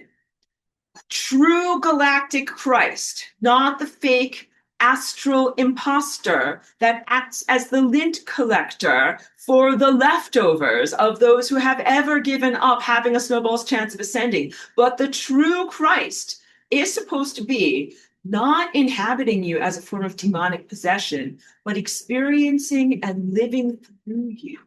That's what that drawing is. When I show you, there's like the central sun and then these radiating personalities or presences. I drew that picture and I drew them all as human because I am human, like, in this body. But like you could make some of them a rock shrimp or a tree or a different form of consciousness. And you are all of those levels and layers, even while you are this epicenter of being. That's really important to know. And this is not like the biblical thing, because the biblical thing is like saying, like, no, blah, blah, man made in God's image, human God, Trino God, human God, Trino God. Like, I am in your caveman mind. That is where this programming went. That because caveman used to be like, oh, plant is God, human God, plant God, dog, God, all God, and I eat God, God eat berries, God eat quail, God eat eggs, God eat everything. Like, this is some heavy, deep levels of genetic programming that are shown to you through the satanic literature that is available in libraries as your Bible that says humans were made in God's image and were given dominion over the rest of nature to do blah, blah, blah. So that is not truthful. And I am here giving you the correct information. And we're having a big family meeting because you're having a planetary ascension and you can't carry this nonsense forward. All right, good. It should be a joke. We should make a joke because it's so much nonsense. Whatever. Some kind of like tree being like, who are you to be in charge of me? Like, I'm taller than you. Okay, so like we would make it a joke like that. But no, you are the good humans and you're here. And as soon as I show that to you, you're like, yeah, that doesn't make sense at all. Like, you reconnect to your primal human inside. Okay, so characteristics that this system is refining for are not random, and they are not the random sense of what is beautiful. And we'll talk about like the fake ascended masters who just want to look beautiful. The refinery refines through characteristics that will help to keep the entirety going as an undying system. So you need a mix. You need all of these types of things. Think about in your own body. If you're a marathon runner, you need all sorts of different characteristics. You need endurance and you need tenacity. And you also need how to do money management, or basically manage your metabolism. Like, you can't just drink all of your water in the first 5 minutes and then like die of thirst after 26 miles. Like, you have to know how to use things correctly. I guess collecting my thoughts about some of the characteristics of how you be a marathon runner. It is also a bodily combination of things that seem to be dichotomous opposites, like strength and flexibility. Like, you literally, the tendons and muscles of your body are gonna do this. You're gonna have to learn about your body. You have to have a combo in your tendons of strength and flexibility. So people that only focus on one thing, like lifting heavy objects, their tendons get very strong, They're not that flexible. Then there's people like ballet creatures, and they're like ballet creatures. I meant to say dancers, but they're like, oh, we don't lift heavy objects, but we do stretch our rubber bands a lot. So, in order to be a marathon runner, you got to do both of these things. You have to focus on building the integumentive structure that keeps you together as a person. You're like, I'm this, and this, and I'm not any of this stuff. But then also you have to have flexibility where you're like, like I thought I wanted this flavor of ice cream, but this one really looks good. And I am going to bend and change and evolve and grow and be a little bit different. Same thing with like being an artist. Like I'm very clear. I'm like, I'm this, and this, and I'm not this. And the rainbow does not go like purple, orange, green. That is not how the rainbow goes. It goes red, orange, yellow, green, blue, indigo, violet. Like, I am very clear on that. But then I do have some flexibility where I'm like, oh, something like this color of red is really more of a pink, and this color of green is really more of a iridescent. Like some flexibility within clear parameters. This is what divine characteristics are. So it's a really challenging teaching today because it's easy for me to say it on the level of math. 1 + 1 = 2. When I talk about ascended mastery on the level of personification, at this level here, it becomes more confusing because it has to do with aesthetic choices. And what does ascended mastery look like for you? Now I have to be critical and rant against false ascended masters that I call them like the ones who don't want to break their ascension manicure. And this has to do with the shadow and them reining in their lower or negative or harmful and destructive aspects of self that they have to deal with their shit. All right, so let's talk about this. A lot of people that I know want to look like an ascended master, which means look like a good person. Not only have like a beautiful being in the sense of like looking nice, like a person on a magazine, right? Like we have standards of beauty. Like Quasimodo was not a nice looking person, all right? That was Quasimodo. It was his thing. As opposed to whatever, like someone who's beautiful. Just name any name of a person like Marilyn Monroe, whoever, someone who's on a cover of a magazine. We're like, we agree that is a face, and that's what a face is supposed to look like. All right. So, what does a good person look like?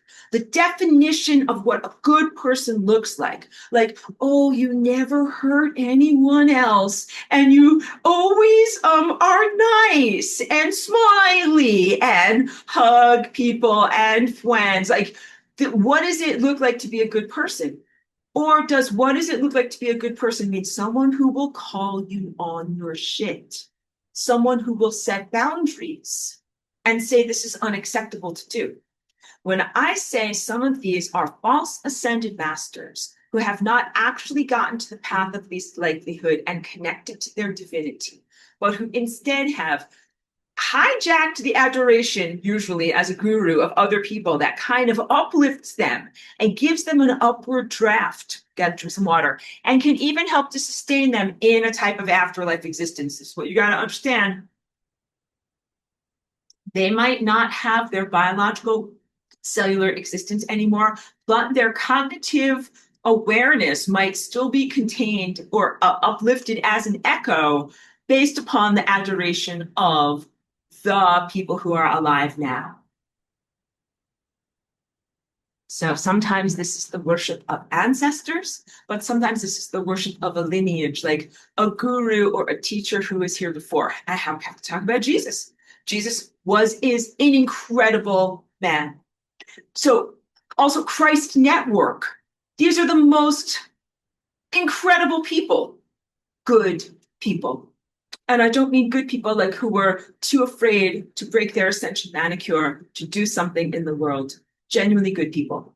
This is why we're having this meeting right now, because the ones that I know and that I am a part of and that I'm affiliated with, the Christ Network that I know, would never allow these crimes that are happening here to happen here. Because when something happens genetically, it rings a bell across time. It's like cancer is happening there. That is not supposed to happen. Everybody comes to fix it. It's not something that you can just be like, it doesn't matter and it's not going to affect me. Like, you know what? When someone in the building gets roaches, it affects other people in the building. And you want to make sure it doesn't get into your house. Do you understand boundaries? Cancer is not just an accidental mutation. It is the end result of these unresolved consciousness echoes that not only come from Mars and then into human melded co-ownership, what a horrible word, co-inhabitation of a physical body, but then a miscommunication or a misperception with different levels of reality that are living through them to the point that they create a time distortion field in their own body. And that is what cancer is. Cancer is using of the genetic aspect of portalness aspects of your DNA to be able to portal in consciousnesses that should never come in and that didn't resolve their shit. And that's not good stuff. And some of those people that haven't resolved their shit, they think that they should control other people. I didn't even say that they know what is better. They know that they don't know what they're doing. They just think they should control other people. So think about that fractal on all of these layers of your government. Government people who are fucking idiots, but somehow they think they should control you. Or whatever, bad technologists who don't have their own shit together in their own life. They're totally addicted to pornography, addicted to Adderall, bad money managers, liars. Who am I talking about? People like Sam Altman, effing Elon Musk, addicted to ketamine, horrible life hygiene. Look at my face. I'm so mad at him because he put up those satellites. He is not in a position to be having an impact on other people's lives. He knows he's a fuck up. He knows he shouldn't be setting the standard for others. So these are people who are themselves inadequate. And I'm revivifying that. It's just one big, giant, long rant. So thank you for letting me do this. Inadequate on Mars. Both of these guys, Sam Altman, Musk, these guys are from Mars and they are debris fields coming here. They create technology because they know that they're not enough. They're like, we can't run the marathon. The marathon is a soul marathon. Why are my birds in cage? Because they can't fly. They can never fly a marathon. Real quail can fly thousands of miles. They do migration. And they go and they do their nesting and they make their babies and they go where they need to go. The reason why these quail can't fly is because they've been genetically mutilated. So it's not because I cut off their wings. It's because Chubbs is fat. She's beautiful. She's a very, very beautiful, lovely lady. She was very, very snuggly too. Chubbs is very nice and I miss her a lot, but I don't miss her bugs, her bacteria. But Chubbs, she's never going to fly 1,000 miles. She was so chubby. So please don't internalize this as body dysmorphia on yourself, because this is not about whether you can run a physical marathon or whether you are slender in your physical form. It is about your ego. It is about your sense of self. It is about your emotional baggage. And it is about the shape of who you are as a personality. So if your personality is too chubby to fly, then that means that maybe either you have emotional burdens that you have not worked through, or rationalisms that get you caught up in the sense of trying to comprehend things, not being able to understand it. So the things that might be emotional that would prevent you from flying would be like I'm in competition with that guy. Why does that guy have more than me? And how come that person can do more than me? And I wish I had that body, and I wish I had that person's stuff. And I made that face that was like, I'm one of Cinderella's evil sisters. Like, I think that was pretty good. Don't be like Cinderella's evil sisters. You gotta, first of all, you celebrate other people's accomplishments. So if Cinderella gets to go to the ball, if you're not an evil sister, then you're like, oh, good job. Like, you get to go to the ball. That adds to the beauty of your ascension face. Can you see the change in me from like, I'm trying to, act it out? Like, when you genuinely celebrate someone else's accomplishments, you become more filled with light and more beautiful. So the false ascended masters want to look like what a plastic surgery fake ascended master would look like, because they don't want to confront anybody, because they don't want to look bad. Because if somebody is doing something really bad, like erecting a giant Dyson sphere around a star, bad satellite stuff on Earth or screwed up bad solar panels. The Ascended Masters should like eradicate those guys. Should I'm like bitch slapping. Be like whack. Like what do you think you're doing? Don't do that. Don't do that. That's not going to help people. What are these Ascended Masters doing, including Jesus? Jesus, what are you doing? Because you got this whole not only Antichrist hardware erected here, but Antichrist mentality here. And we have to confront this. Either Jesus as Jesus of the Bible or the ego that we know as a man, who or what would be the negative non-eternal personality characteristics that that guy is working through over 2000 years, and or what is the problem. I'm having trouble with the words, but I'll just come up with a problem. Conflict or inadequacies of the larger Christ network of why did they not intervene in our planetary assault? Not only here in this layer of reality in 2019, but and also in ancient Concar Atlantis as it's going on right now.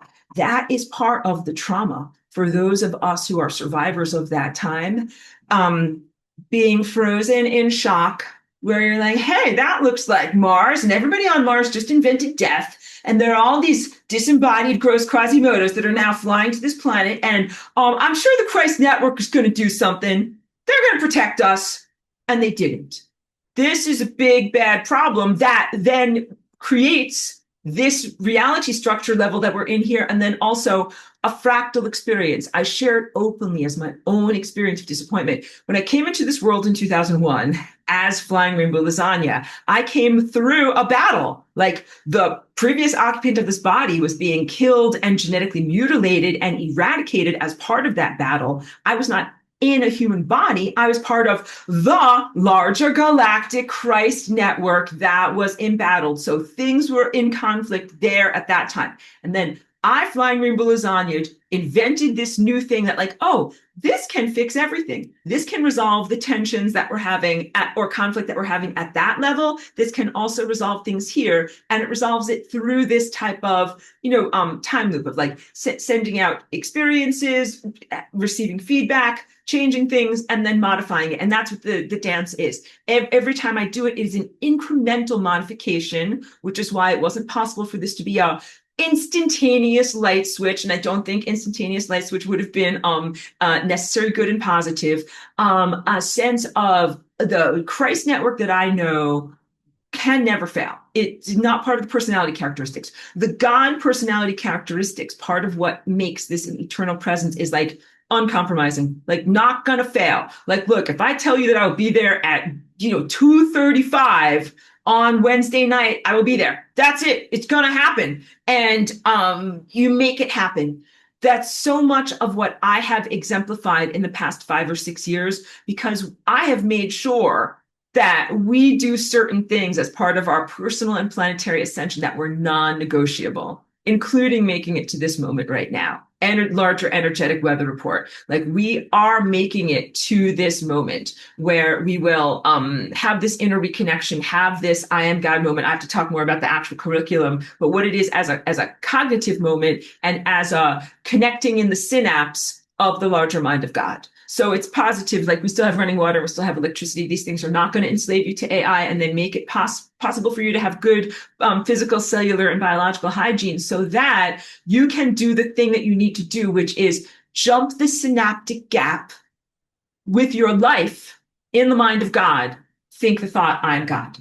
That is the thing that you need to do, but not in a fake ass way. You can't just be there because like, come on, self, like, I am God, or in a megalomaniacal way, which is when people only get to this level. They don't actually get all the way up to this level. They get up to this level and they think that they are God. And then oftentimes in that brokenness or incompleteness, they use that as a justification for doing things that are totally not God, that God would not do, or that are incredibly cruel or incredibly wrong. So I do a lot of things fictionally in my comic book that are the expression of God, that are what a person who is connecting with God would do, but they don't look like what a traditional ascended master would do because I am not busy managing my image to look good while ascending. I'm not just trying to do a selfie. I'm not just trying to like see like ding, like a little whatever ray of light comes out and you're like, I'm looking so good. You can't just look good. You actually have to clean stuff up. You have to clean up garbage. And so much of what I've been doing has been confronting evil and cleaning up garbage. When I see garbage, you're like, hey, we're like, some of those are our community members. I'm like, they are garbage. And that might be very, very difficult to hear. But literally, some of the people in your world right now are the detritus, the debris, the stuff that never should exist, the stuff that never could exist. They are non-complete presences, and in better words, they are non-eternal presences. And so I've brought forward to you two concepts. One is that in the refinery of consciousness, if it were to run infinitely, everybody would essentially become an ascended master. But I think that that's not totally accurate because you do have some people who are here as a genetic cretin. That's the accurate word, but it's very insulting. An inadequate genetic substrate from the beginning that does not have eternal self state and is 100% distortion with 0% eternal self. So that would be an organism that is like a lab created organism, something that could never exist in existence, or a super genetically modified, totally domesticated quail like Mr. Flowers. And I had to have a lot of conversations with Mr. Flowers because many of his personality characteristics were aberrant to the point that I had to separate him from, his own species because he would have been excessively violent in interactions. And I couldn't blame him for being what he is because he is made that way. And he is not made that way from God divinity, the originator of life.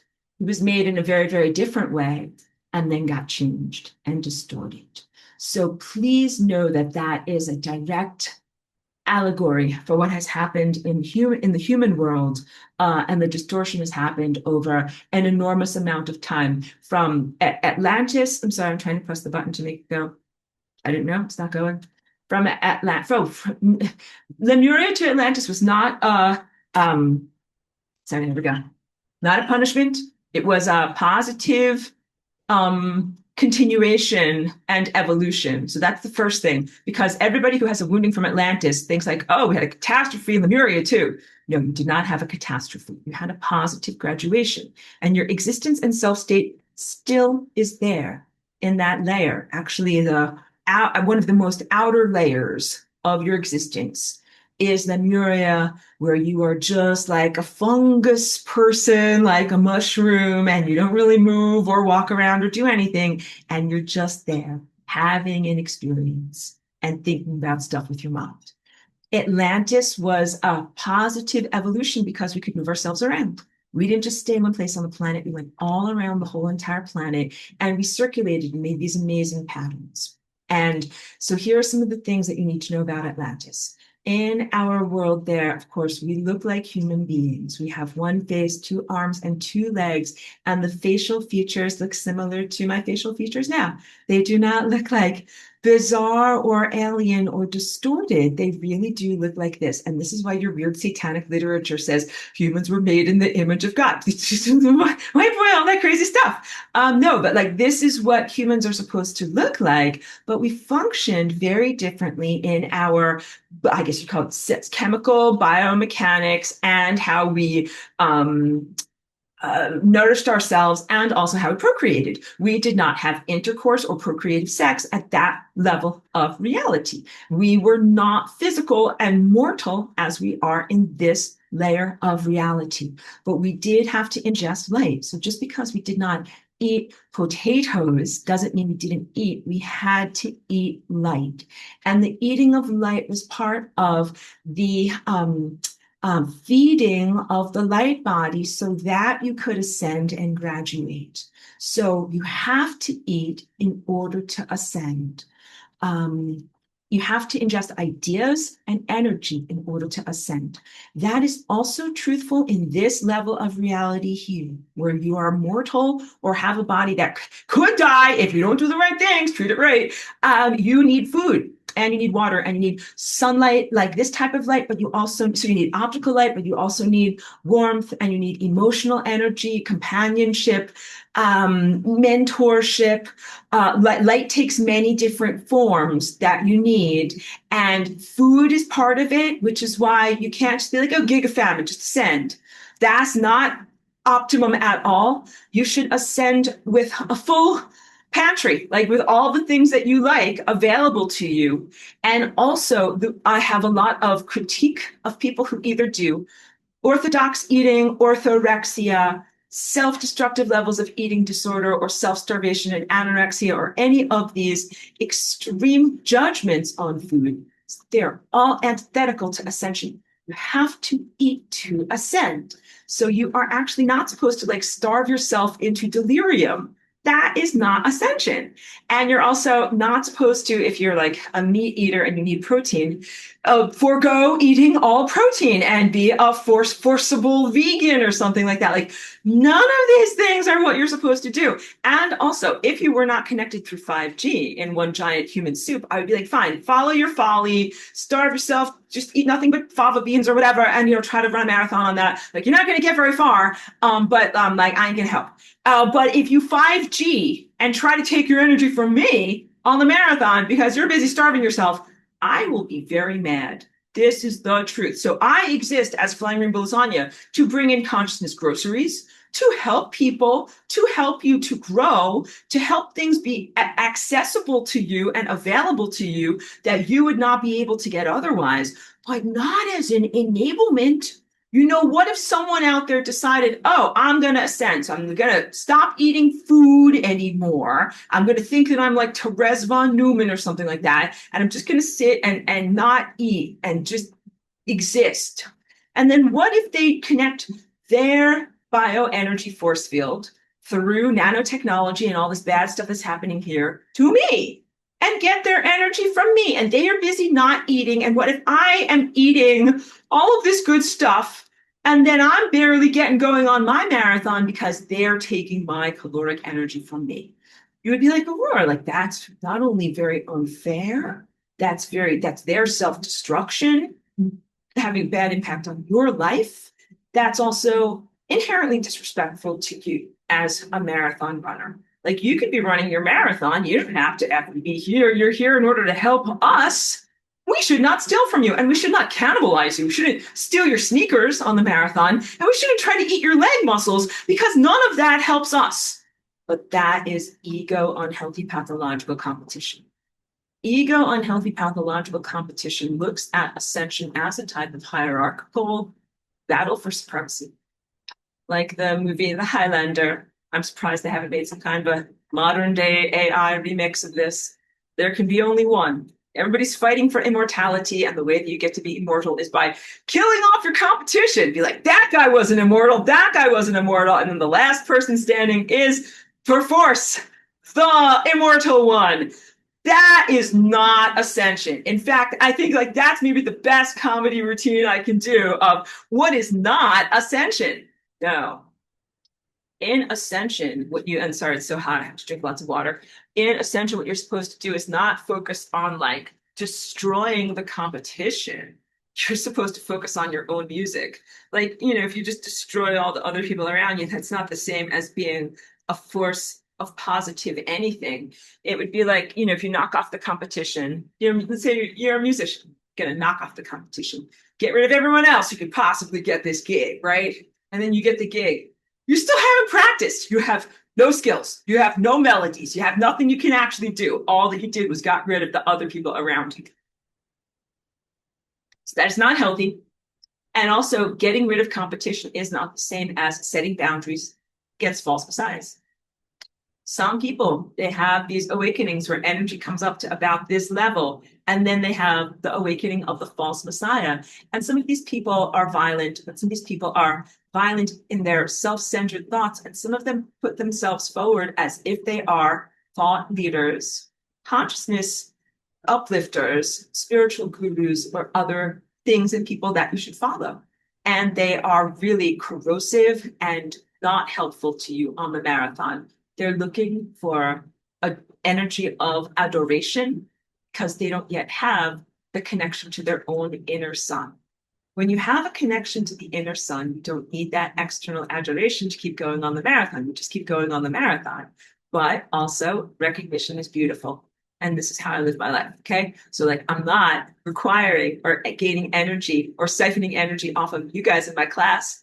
Although I truly do appreciate the recognition that you give to me, tuition that you give to me, because that helps me to sustain my life, and also like it's just like good sacred commerce and things like that. But like I would do my artwork and do my music no matter whether somebody paid me, and I'm so happy to be here, like making it for an audience in the world and sharing with other people. Like just like imagine me like whether you're here or not, like Aurora is like playing her piano and doing like wild artwork and everything. Like, oh, like you guys are here. Look, here's some stuff. I made all this stuff, and then like you guys aren't here. I'm like, I'm still playing my stuff and still doing my thing.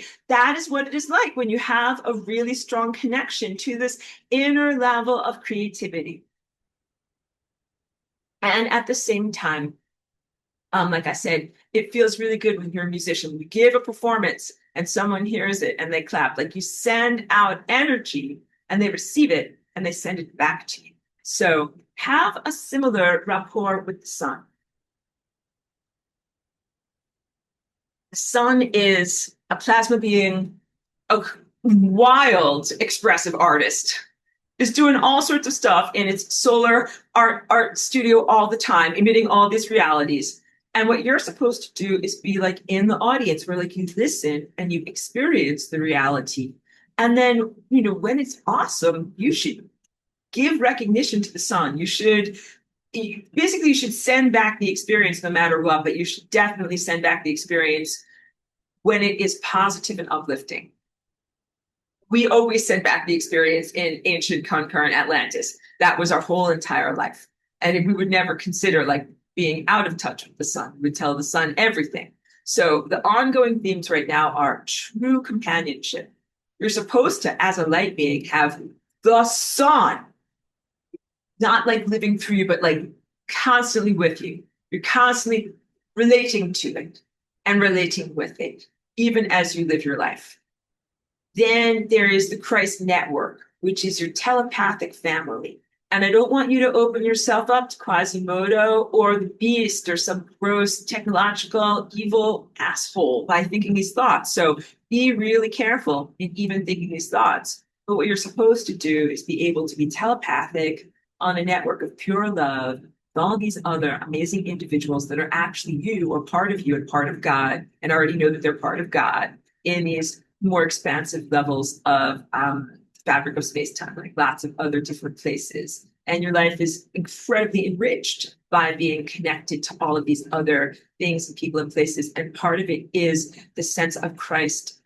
So that is Christ embodied, not just an abstract God or an abstract light, being like, hi, ball of light, like you're great, but like something with a sense of self, something that has personality, persona. Like you can hug a ball of light and you can hug life and you can hug the world, but also like it's nice to hug a person. You can relate maybe a little bit more easily or differently to something that has a face, a sense of personhood, and also beyond the sense of friendship and camaraderie, very, very direct help like from your family. So let me use as an example, but hold it loosely like a rough sketch. You know, in this level of reality where we live, some families can help their kids. They're rich, they have enough money, they have resources, and it's like if you get born into those families, then you're like, oh yeah, like whatever, I want to start a business, and your dad or someone can be like, here, like here's the loan that you need to start your business. And then there are some families where either like they're impoverished or they don't really love and help each other. And you're on your own, kid. Like, you're not going to get any help. Like, you're going to get whatever. Get a loan from a loan shark. Like, you're not going to get any help from your family, right? So having the Christ consciousness network is really like having this wonderfully generous family that wants you to have everything that you need. And that includes all of the groceries, all of the inspiration, love, companionship, and encouragement as you're on this difficult marathon of moving through life. but also the value of the imagination is that it can help you to give structure to things and know how to do things before you actually do it. Like you either like you can see the end result, you're like, oh, I need to build a thing. That's what it looks like. Now I'll build the thing. Like that can be for survival, where you build a contraption that helps you to survive in some way, or it can be for art. And when I tell you that, you're like, well, how is that different from technology? Technology is not inherently evil, but it is being applied pathologically in this world. I create artifice in this world, but my painting is not destroying other people's lives. Nanotechnology destroys other people's lives. Satellites destroys other people's lives. Nanotechnology plus satellites make cancerous portals open up in the genetic framework of innocent organisms in this world. And that is an enormous crime. Like I said, when you do bad stuff to DNA, it absolutely rings an alarm bell across all time space, because like, oh, cancer is being created there. Focus attention and healing energy on that place because it needs to get fixed. And I don't yet have a forensic assessment of what went wrong with the Christ network. But I do know, like before 2019, and they turned on the 5G around this place, here as Aurora, I had a good connection to the Christ network and to my, Aurora stellar network level of self. And when the 5G went on, it wasn't just like, oh, a door was closed or that phone call got dropped or something like that.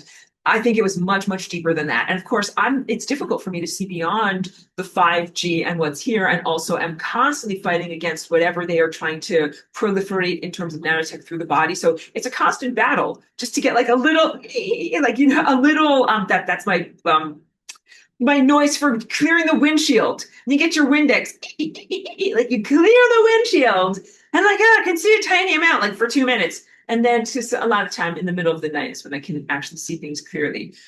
Because the nanotechnology has connected people's minds, distorted people's minds, amplified people's minds, and created non-natural patterns of thought and information access or transfer. That's not correct at all.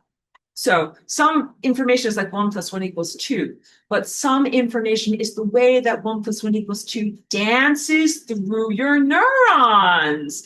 And the patterns of what they purport upon you with this mind control grid, it's all like, bah, bah, bah. Like it's not a very good dance. It's a very, very clunky dance.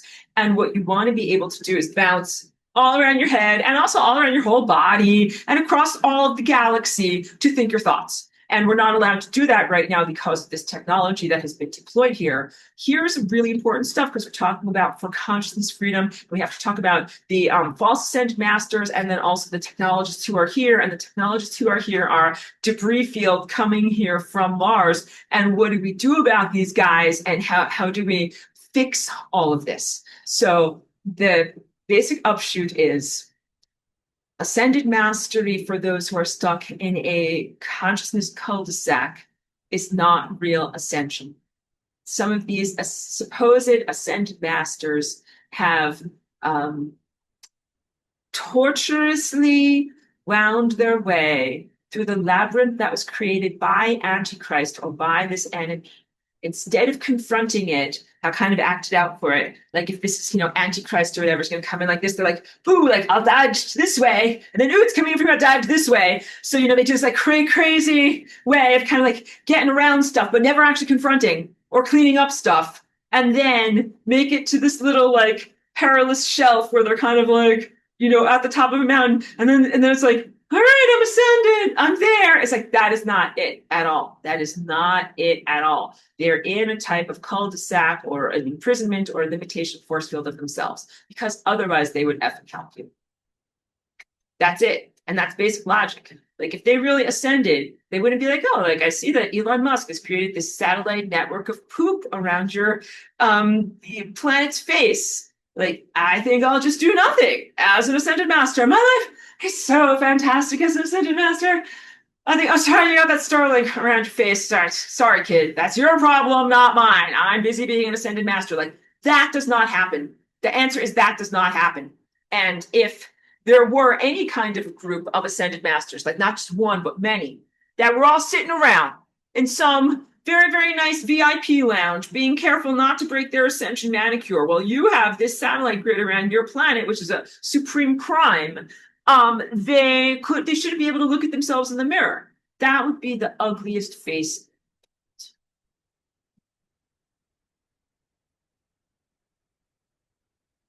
There's a false religion that is created from the true teacher who is Jesus. And a lot of the false religion involves self-suffering and martyrdom and non-confrontationalism when it comes to evil. The self-suffering and martyrdom relates to the core wounding of, hey, you think you're so undying, you guys there in Atlantis? Well, let's test that out. And literally, it is stress tested to see whether you're really so eternal and whether you're really so undying. Because you're in this level of reality where mortality exists and you go through all these experiences, and it is very, very corrosive to the sense of who is your real undying nature. So coming into this world where you have the time vortex, the undying self would come in at that central position and live in a state of perfect health and divine self-knowledge the whole time, and then be like, that was a wonderful adventure. And here's ascension. Ascension, I'm God. Okay. And when you think I'm God, I should say this so much better. These play in the time vortex. Like here's the sloped edges of the membrane of death, and here's the foundation down here. The foundation down here is directly analogous to one of the ends of a neuron. Like the brain comes from here and it goes down the end of the neuron that comes to here. And then here's the other neuron. And the energy of thought has to jump across that big synaptic gulf. And I've explained to you how it starts out as a type of energy impulse, like a waveform, but it can't jump across this giant Grand Canyon as an energy impulse. It has to transform into a chemical impulse. And it does so, and it becomes these different chemicals and molecules, and it goes across here. And then it is able to go across and reassemble itself as a form of an impulse and keep going. You do exactly the same thing. I am God moment is when you have come in as a human being. You have been born like from a infant state of consciousness and grown through all of your physical states of passage, like your rites of passage and maturity, and your evolution of your consciousness. Like I tell you, you have to learn to get your energy up to this level. You have to learn about how to use your heart and how to use your mind and how to use your psychic gifts. And then it is still even more of a journey to get from this level of matriculating to the library of the universe to even higher levels of self-mastery. And then once you do that, and when you're on that central core timeline, you remember that you're God. You remember why you came here. You remember that you made all of this potential for life and for existence. And the I am God moment is that moment at the pinnacle, at the moment where, these two membranes, they don't touch. I'm going like this, but I don't want you to misappropriate that. There's an opening there. And that opening, that's the wormhole. But I'm not going to name my album Wormhole because that's a bad name for an album. It's the center. It's the center, and you go through there. So you can also consider it a portal, but you can go through lesser portals. Like you can go through a portal that is like, your front door, and you go from your home here where you live into the public world. Then you're in the public world, and you go back through the portal, and you're back in your regular home. But that center is what I talk about in the notes when I talk about going through a sunbath. So for your experience, when you go through a sunbath, you are energized and the energy starts to come through you, and you're not incinerated. The parts of you that are eternal are accelerated and revivified. You're like, I remember who I am. I'm this, I'm this, I'm this. Oh, I'm getting stronger. I'm getting faster. The real me is getting stronger and faster. And I'm going to keep going on this marathon. And at the same time, the stuff that's not really you, I want to say like bubbles up gets fried off and falls away. And that might be emotional baggage that you feel. It might be perspectives. It might be detritus and stuff that was never you and that you always knew it was never you. Eating disorder is one of those things.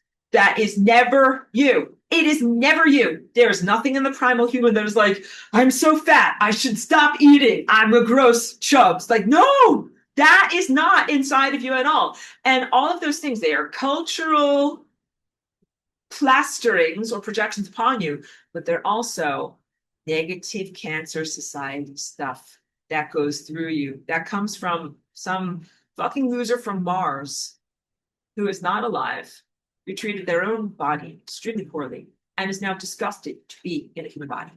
All right? That was never you. It was never you. And so during your life, of course, it's very corrosive to be like, it's not me. It's not me. I'm allowed to eat chocolate cake. I'm allowed to eat what I want to eat. But then when you go through the solar portal, you're like, I always knew that stuff wasn't me. It is incinerated away. And it does not come with you through that center and into the level of experience that is on the other side of that clarification or purging. Whole planet going through a purge right now. And that means purging of characteristics and viewpoints and organisms. And I think that there is some outsourcing of this that makes it acceptable. Like if God or a Jehovah or a Jesus or a Christ or something like that, something big and impersonal and larger than you in the bureaucracy comes along and purges stuff out, it's okay somehow. But I don't know if you feel like you're allowed to purge, if you think it makes you a megalomaniac, but you should purge your own system, your own body. Uncompromisingly. Like, again, I don't know how you feel about purging the entirety of your planet. I have zero qualms because I am the planet. And I also appreciate when people have recognized that in me. They're like, Aurora, like your brain is the size of the planet. It's actually bigger, but thank you for that recognition. And yes, it's true. And so now I'm going to rant even harder. I know there's lots of stuff to talk about in the chat, and I will get there. But strap yourselves in for a continued extended rant. This is about the people who are fuck-ups in Atlantis, all right? Family meeting here. And some people are wonderful in this group, and you have recognized your own mistakes. But I'm not talking about any of you. I'm going to talk about Cliff High, not an attack on him as a person, but to use him as an example. And I hope that you and others will really take it from the direction that I am saying these things. Cliff is part of what we are in ancient Atlantis. And he is also here now. In this world here now, he has created one of the original algorithms that he calls the web bot for being able to data scrape the communications that are going on over the internet in this world that we live in right now and amalgamate them into a type of putting the finger on the pulse of the collective consciousness to be able to assess what's happening, what are people saying, what's going to happen in the future, and all that type of stuff. It is not ethical technology. It is not good technology. I will explain to you why. If you need to use that type of a thing to do that job, you should not do that job. You are not qualified to do that job. Literally, if your job is to put your finger on the pulse of humanity and feel every mind and every thought that is happening in the planet and make some kind of a generalized, amalgamated assessment of what people are thinking about, you should do that with your regular, unaltered, unaugmented biological hardware and energy system. No stinking technology. If you need stinking technology to do that job, once again, the reason why you should not do that job is because you have to have gained an enormous amount of love energy to run your telescope of your mind to look through the eyes and viewpoints of trillions of people. Look at my face, I'm so upset about this, on this planet. If you don't have that amount of love, cannot just create for yourself an algorithmic voyeur that is going to go around, look at people's lives, look through their experience lens, and judge them. You have to have an enormous amount of love not to be like, wow, like you are all a bunch of like fucked up losers, and I hate all of you. An algorithm doesn't have love. And Cliff High doesn't have the love necessary to do this naturally with his own mind. I have a job back in Atlantis before I became a spore that went around the whole entire stellar network. And my job was to coordinate the thoughts on the planet. And I did not use a stinking computer to do that type of stuff. So I also am going to rant against Marco Rodin, who is another teacher. And these guys are in the same flavor. So it's okay that I put them in the soup together here. They're getting roasted together. And they're both bald. It's kind of funny. But Marco Rodin, you know that I've spoken about his work in terms of his mathematical work, which is very valid, mapping the skin of the torus. Well, why do I have a problem with this guy?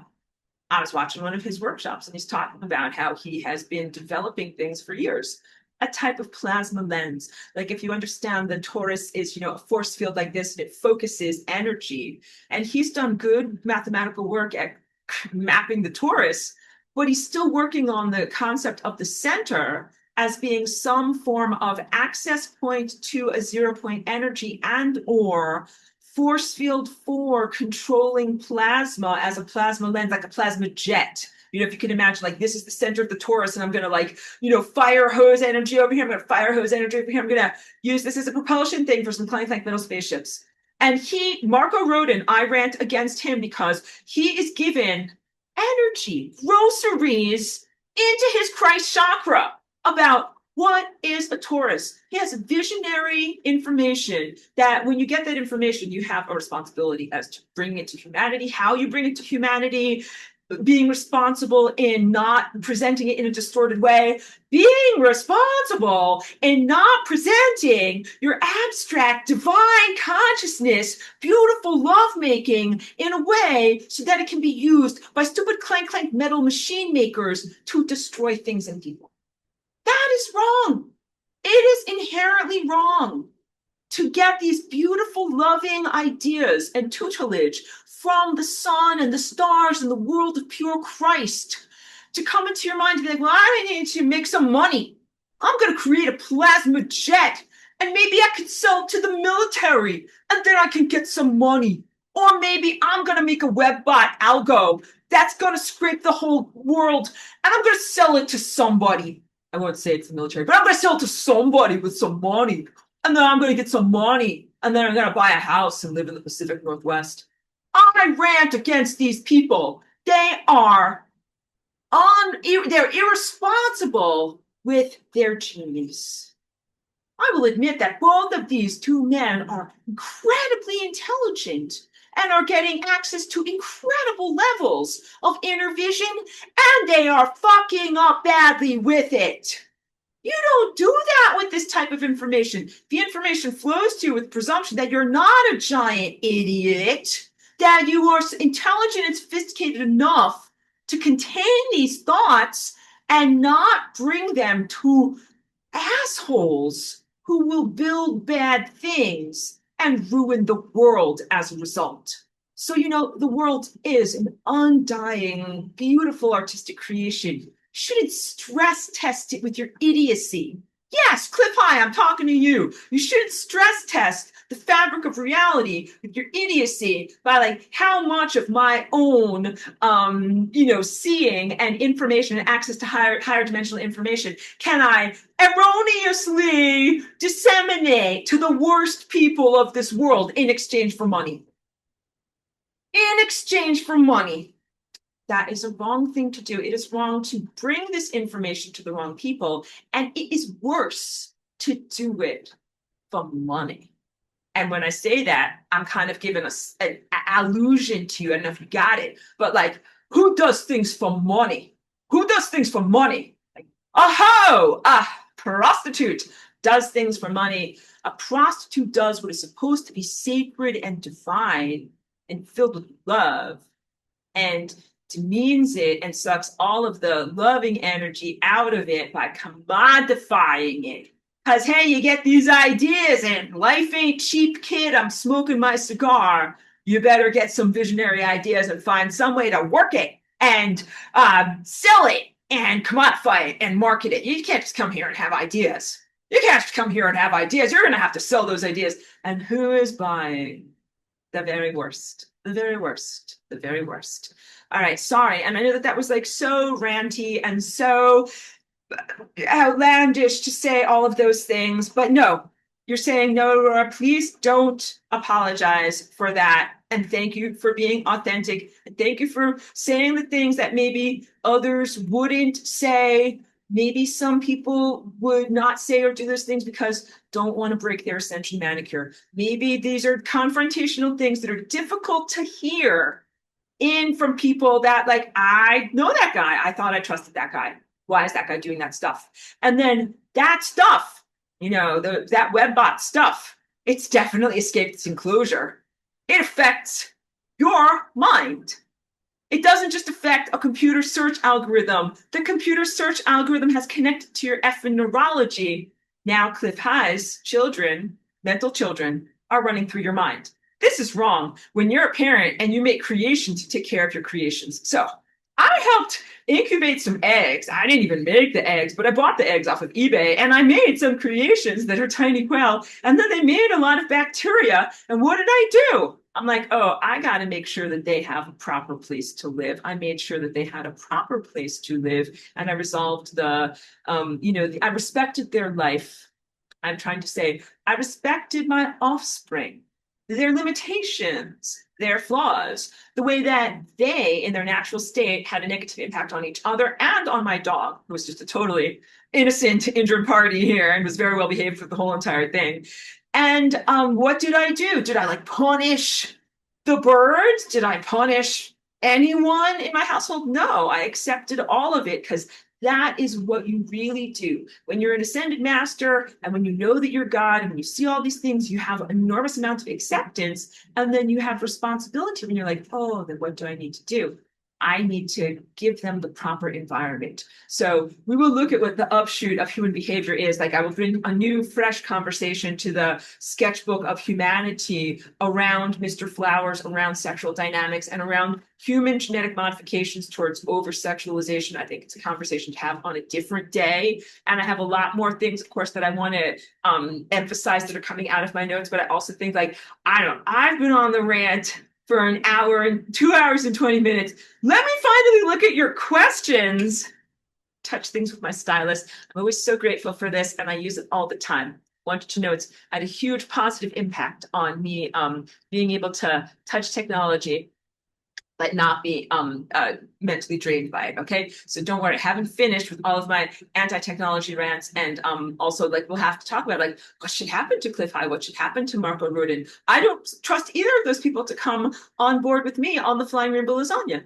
I don't think that we have a common destination with them, even though we have a common origin in the levels of Atlantis, and this is also important to talk about. So first, from the most recent comments first, Marianne says, no, keep saying it. They need to know. Thank you for that encouragement and validation. And then also Amy says, your rants are absolutely fabulous. Thank you for the validation and for giving me permission and encouraging my rants. I really, really, truly appreciate that. So I am a cultural outsider. As Aurora, I came here and I literally had to learn, don't steal other people's stuff and share the food that comes on the table. I had to be socialized the same as all of you. I'm cringefully aware of how socially inappropriate some of the things that I say are, and they also have to be said. And I will be the inappropriate person. At this point, I am not self-conscious about playing that role in some of the social situations that I am in. That seems to be something that I've done where I'm the person who will say this. No one else is going to say that something is happening, but I'm I'll do it. I'm the person who will say this. So thank you for encouraging me when I say these things. And please know that, like I told you, I don't have a bloodthirsty desire. I don't find cruelty to be entertaining. And nothing that motivated me in coming here today and including this as part of talking about the I Am God circuit, none of it was motivated through meanness or cruelty or personal attack. So my challenge is with some of the people that are in this world, the people that I've been talking about, these are very real. I'm coming to you with practicalities. I want to say pragmatic, but also practicalities. The application of these emotional and social and human dynamics and how it relates to each other. If Cliff High wanted to create a type of software program and it never had an impact on my life, I'd be like, good job. Like, go, you do you, go do your thing. But if he's going to get a bad idea, I'm going to make a joke now, from the bad idea place, right? He's going to get some kind of a hellish idea. Where does this hellish idea come from? It comes from the membrane of death. It comes from hell. I've not talked enough about the history of hell. Good. History of hell. It's right here in my notes. I'm ready for it. These ideas come from the bad idea place. The history of hell and the stuff that you should not listen to. So gather around, children. Way back in the day when everything was at the source, some of these fragmented and negative forms of consciousness that you would say are like quasimodo, like mutated, malevolent consciousnesses, did correctly assess their own ugliness or invalidation as a form and chose to go away from God or away from the source, but not on a bridge of love and not to be alive or vivified, to go into entropy, which is a state of non-existence. I am very clear in sharing all of my work with you that I did not invent the concept of entropy. I invented a hyperdimensional and more direct way to send this stuff that needs to go to entropy to there, but not the actual place. So the concept of entropy predates the flying rainbow lasagna. And it is the destination that these inherently flawed consciousnesses or fragments voluntarily chose to go. In the panoply of characteristics that we would consider or assess, is something pro-divine or not divine? Is it a part of the recipe of divine mind or not? Should it be a part of this flavor or should it not be a part of this flavor? The flavor of going away from God or divinity or the source is not an inherently bad flavor. It is a positive and necessary characteristic that involves exploration. The photon goes on its journey. It does something. It's a characteristic to say like, hey, I'm a photon. I'm curious about stuff. I want to do stuff. I want to go places. I want to live life to the fullest. It's a positive characteristic. None of this is a rejection of God. It is so the abstract characteristic and tendency is the tendency to go away from. The tendency to go away from must also be balanced with the tendency to return to. The whole thing that I'm teaching you here is the I am God circuit. You can merge from divinity into materiality, and then are restored back into divinity or infinity. And not only is there nothing lost on this journey, a lot is amplified or gained or exponentially vivified. You get extra energy by doing this. It's a positive energetic investment. And I have to say that because the exploration, the cyclical exploration of peripheral timelines can be and often is corrosive, because people get into the Groundhog Day thing where they're like, that was good. That was good. Totally got the whole thing. They lose energy through the over repetition. It does not help them on their journey.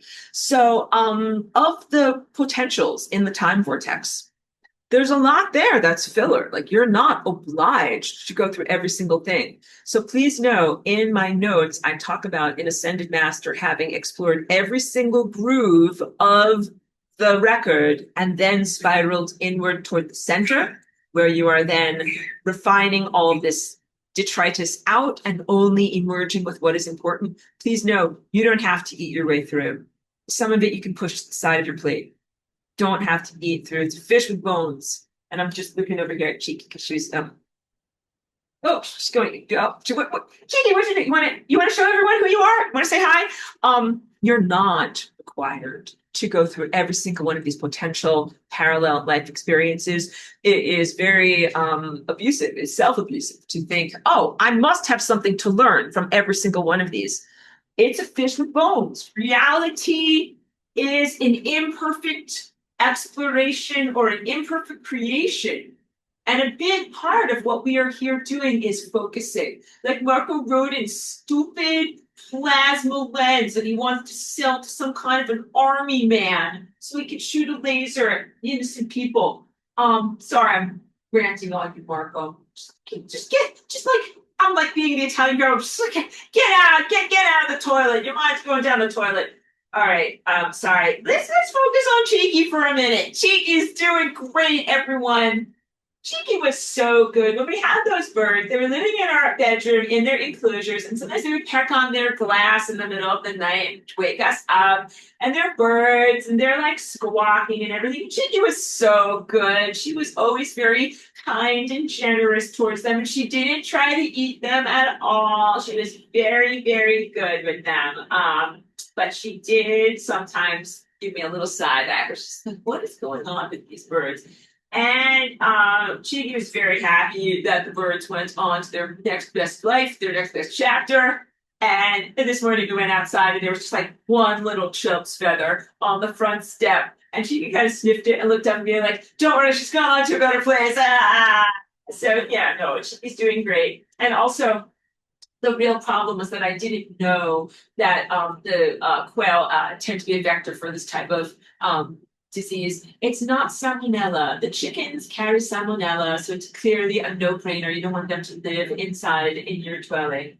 But quail, they don't carry salmonella, but Cheeky can be susceptible because she's, got her little vulnerabilities. So the good news is Cheeky and I went on an awesome walk a couple of days ago that was back to our usual energy levels. And that told me that this wasn't something that was part of her own body. It was just a bacteria that we had to get rid of. So that's what we did. And all of that, I really want you to know that all of that I share with you, not just as, a fun break from the intensity of what we talk about in our class, but as very, very genuine transferable life skills, pragmatic learning about caring for organisms, different personalities, requirements, needs, and ideal structures. And this really does relate to what we will experience and what we will build really for ourselves here in the world as we're ascending. We are moving out of the sense of what it is to be a caged quail, what it is to be a domesticated animal, and moving into levels of pure freedom. Of course, it would have been deadly if I said to the quail, "Okay, you're out of the nest, kid, chomping my cigar. It's time for you to get out there and get a job."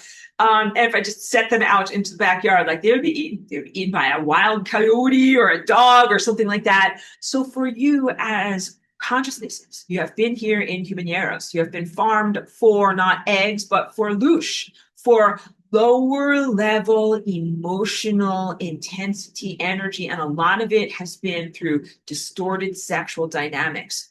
None of those are your real personality characteristics. When you go through the solar portal and you wash away everything that is not the real you, or everything that is not the real you is incinerated, is a better way of thinking about it. Like it's either frictioned out of existence or goes into a peaceful, restful state. I would have to continue with the history of hell. The true nature will come with you, and your true nature has so much less to do with the implanted genetic modifications about being hypersexualized. Like, why do humans have a 12-month mating cycle instead of once per year? Like, you should be once per year. And if I said that to you guys, would be like, "We only get to have sex once a year? Like, I think I'm gonna die." Like, no, that sounds like a terrible, hellish reality. So a lot of inner changes happen. You go through a solar portal and you're like, "Oh, look at how differently I now feel about that statement. I now connect with my true, undistorted genetic and energetic form, and I recognize how sexuality in humans, in the distorted, domesticated, genetically modified human, has been over amplified, created out of proportion with negative dynamics and devastating consequences and effects." And I can talk a lot about, patriarchy, male supremacy. These words are alienating, but it has to do with the overvaluation of males. So anybody who's ever kept poultry, what do you know? You want to have fewer males and more females. You want to have more chubs and fewer Mr. Flowers. And if you have males, you have to have a lower proportion of them, and because they will be troublemakers. And also, everybody knows who's ever raised poultry, get rid of the troublemakers. They become stew. You're gonna eat them. And we look at, I'm being very socially inappropriate because I was just using humor to talk about energy harvesting through world wars. And, we are exiting World War III. We're not going to have the giant human loss of life and conflagrations that were planned by the evil satanic overlords, the keepers of the humaneros in this world. But please do know that World War I and World War II were an act of culling the population, of an overabundance of males who have a tendency towards violence, and the violence can be protective of the community, but the violence can also be random against anyone. So I will tell you this: the primal human has positive violence, which is the capacity to protect yourself and the capacity to be aggressive and to reach out, in offense against people who are going to threaten you or threaten your family. And that's correct. You should have those capabilities.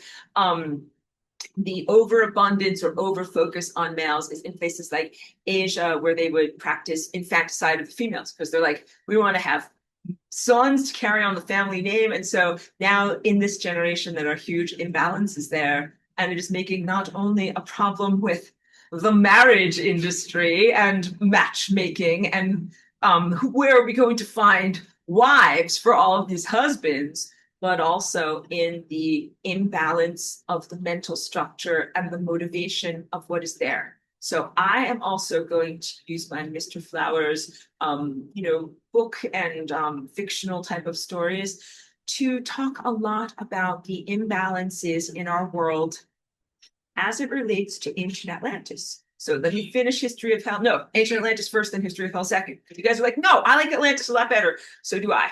Okay. In ancient Atlantis, we were all super athletes. We didn't have any, we were not like Lemuria. Lemuria, if you came along to them and you're like, hey, Lemuria, like, I'm the mafia. You guys seem kind of soft and cuddly. I think you better hire me to be your muscle. And those guys would have been like, whatever. They would have been like, wow, like they are very blissed out. All right. Atlantis is different. If you came along to us in Atlantis and you're like, oh, like you guys are also soft and lovely, I think we'd like to be your protectors in some way, we would have laughed at you. We were all incredible super athletes. Like all of our bodies were as powerful as beyond your best Olympic athlete, because your best Olympic athletes aren't really that powerful here. But don't even get me going on these augmented games that are going in Las Vegas. It was normal in Atlantis to swim like across an ocean. Like, I feel like going for a swim today. And you would just go out there and swim, and you would swim like with the whales and with the dolphins and just swim across the ocean. That was normal to do. Run up a mountain one day. They're like, I think I'll run up that mountain. It looks pretty tall. And just start running and go and never stop. That was normal for us. We did not need protectors. If these guys that are on Mars, they're, first of all, detritus that come from another level of reality. I don't have a word, it's not civilization, but like they come from somewhere else, and they are addicted to technology, and they want to propose themselves as suitors. They're very gross. They're like Beetlejuice with maggots. They're like, hug me. I'm like, no, really, no. But they are not strong. They're so not strong that they need technology to get shit done. This is also why I'm like bragging on Cliff High, because I'm like, if you need technology to get that done, like you should not do that. You are weak and lame for doing that. And the weakness and lameness is like of the muscles of your mind. And I know that might appear not very ascendy of me to say that, but I got to say it. And I admit sometimes I have an ego where I'm like, your mind muscles are not stronger than mine, okay? And that is fair. And because in Atlantis, I don't have to be this way. In Atlantis, I don't have to have such tough guy attitude. In this world, I think it's hilarious that I was culturally indoctrinated, like when I first came into the world of like how people live in New York. I'm from New York, and people in New York, like if you don't know, if you've never been there, they're very aggressive and they have a lot of attitude. And I think it's so funny because I came here and I'm like, I'm an interdimensional visitor. And they're like, what's your problem, kid? Like, what the fuck is wrong with you? Thank you. And that was another great comedy hour. Don't forget to tip your waitress. But I think that being acculturated in this very like aggressive level of New York and New Jersey, the skills, the social skills, and the tough skin that it brought me were well suited to my job in this world. Because in Atlantis, like energy flows to excellence. There is not an Olympics because not only are we not in competition with each other, it's eminently obvious like who is the best at anything. We are much more tasteful and not having to have some kind of a comparison. So imagine like a person who is tall.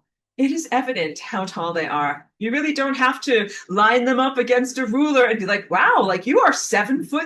That is very tall. And when they walk around in the community and they're like this much taller than everyone else, and everyone is looking up and talking to them like this, then it's like very obvious that they are tall. And also they are gracious and they're not like, hi, everybody, I'm much taller than you. And that's like this. It's just obvious. It's just a part of life.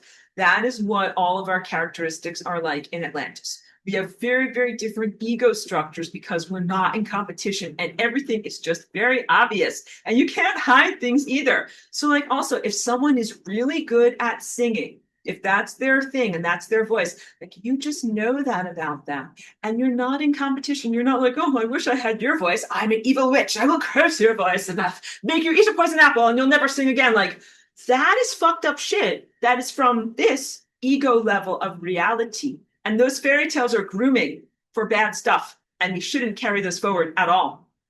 No, when we would evidence, like, evidence see or experience, like someone has a talent that might be like singing or being able to do something, you celebrate it and you think that that is amazing. But we didn't have to have ego self-assertion. I'm going to let you go outside. Hold on a moment. Go outside, baby. Go outside. You want to go outside, girl? Okay, I'm just going to leave the door open for her so we don't have to stop all of our class. You don't have to have ego self-assertion because it's obvious if you're tall or if you have a good voice or whatever is the thing that you're good with. So when I came here into this world as Aurora, I had to really learn about like sales, marketing, and how to share your ego because if you're just busy being a good person, like you're never going to make any money or get anything. Like you have to assert yourself and be able to be like, I'm good at doing stuff. Hey, look at me, I did a thing. But what a healthy ego does is asserts unhealthy things like, hey, like, look, I made a pie. This is delicious. I want to share it with you. And also, I would like some money. All of that is good and healthy and positive. But I have to do a little bit of stuff here that my ego wouldn't have to do in Atlantis because I have to, Chicky, okay, girl? Sorry. I have to, thank you. Have to distinguish myself from others in this world, and also I have to bring myself to your attention if you can't yet see and energy isn't naturally flowing. And everything about the system of attention is very distorted and hijacked here. So that means where does attention flow? What are the most popular books? What are the most popular films? Who is looking at what and who has a voice as a thought leader in the world right now. These are all horribly distorted through technology. So contrast this, please. In this layer of reality, a person who is not a genius, who is not very good at something, can be artificially elevated through technology. Lots of people can either get to know their face or their voice or their thoughts. And that is not what we have in Atlantis. In Atlantis, only the most genius person would be amplified. And if someone was amplified and you could hear their voice everywhere, you would be like, that's because that person knows what the fuck they're talking about and they're intelligent and they have earned that capacity to talk to that many minds. In this world, you have some of the worst, most pathogenic and diseased minds having the most artificially amplified and elevated voice and talking to the most minds. So in the five senses, we can talk about someone like President Trump, who has a lot of attention in media, but in the esoteric realm, or what I'm talking about with technology, the founder.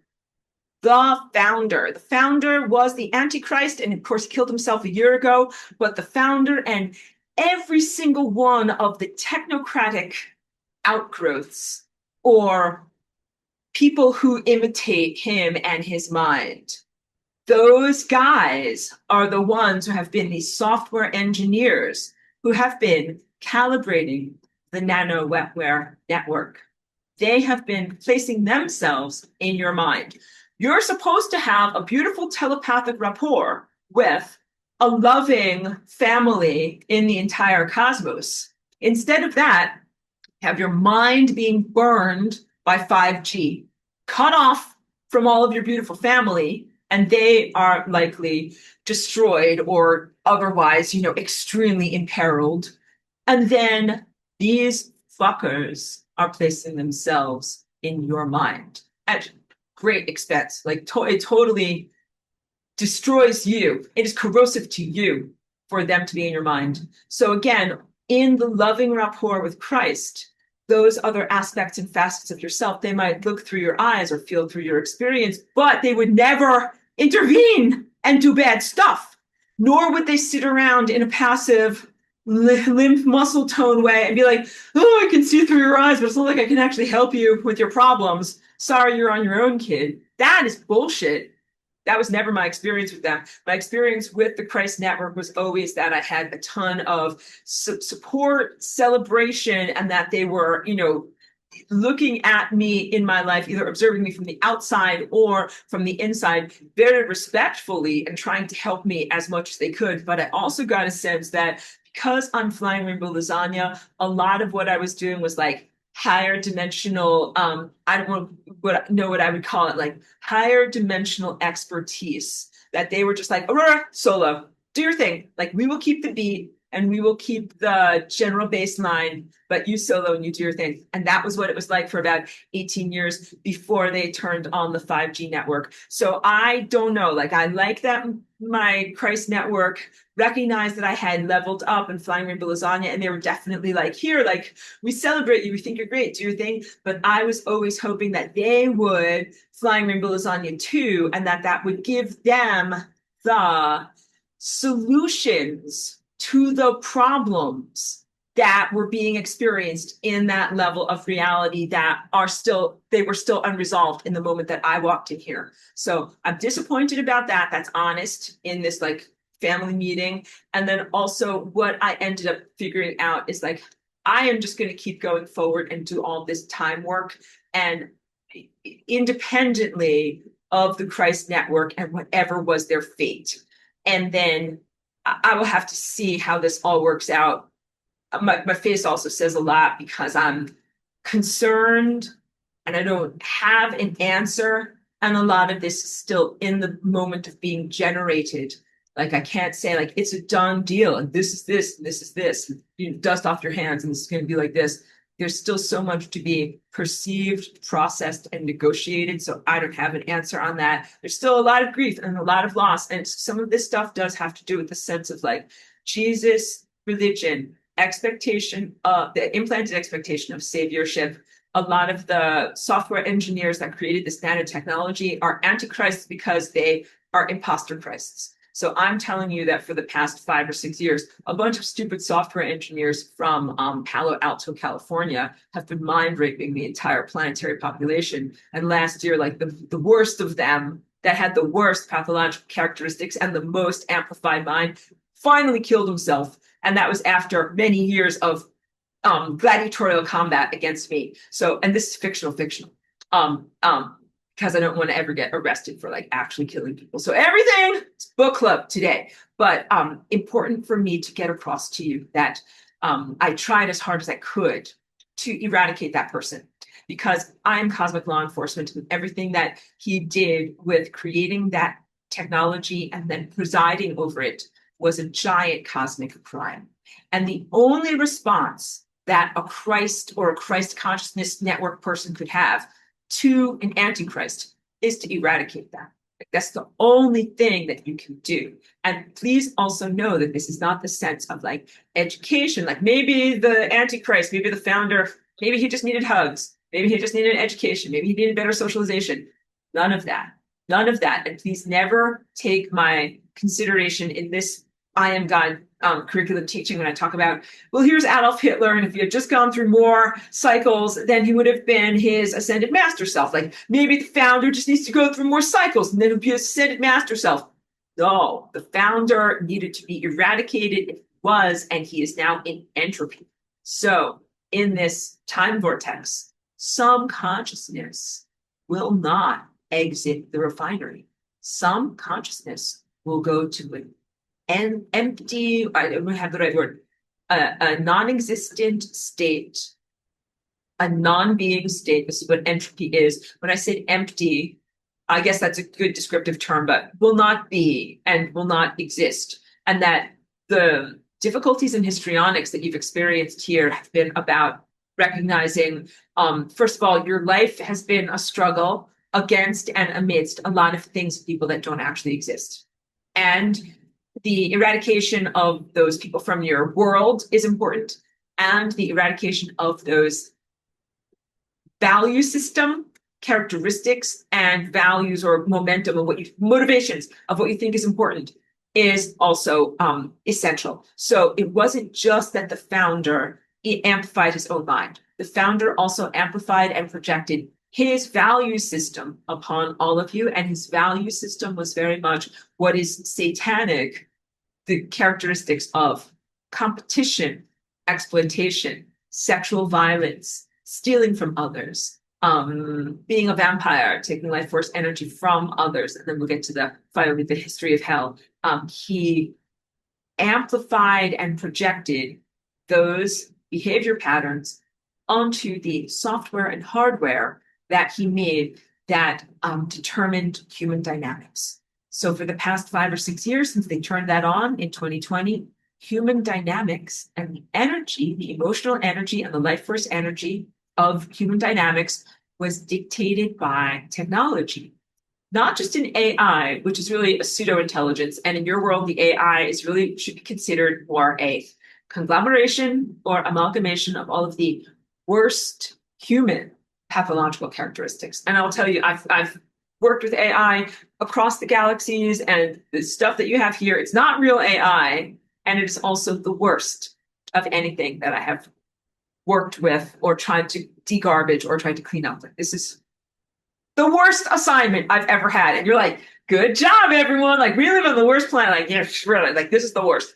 Yeah, but seriously, it is. And I hope that also helps you to know, like, you're super badasses for making it through this. You guys have maintained yourself and maintained your personal integrity. And it's amazing that you've made it through this alive and somewhat intact. And please know, for those of you who are good people who have been assaulted and fried and violated by this harmful technology, there is an enormous amount of restoration that happens on the other side of this. So not only are you going to incinerate, burn away, and send to entropy the aspects of self that are the implanted, regular garden variety human stuff that should go bye-bye, you will also have a massive purge of everything that happened over the past 5 years when you should have been ascending. You should have been in a beautiful, showered with rose petals, frictionless moment, and you haven't been. And the reason why you haven't been is because as light has been flowing into the system, like, you have to incinerate all of the stuff that shouldn't actually be here. And there's a lot of garbage that shouldn't actually be here. So, and you're like, huh, some of those garbages are community members. I'm like, I know it. I have so much more to talk about. Wait. So before I get to questions, history of hell, important stuff. Initially, those consciousnesses that were at the source with God, that were like, oh, like, I am a piece of trash and I shouldn't be in existence. My mistake. I think I will go away from God and go into a state of non-existence called entropy.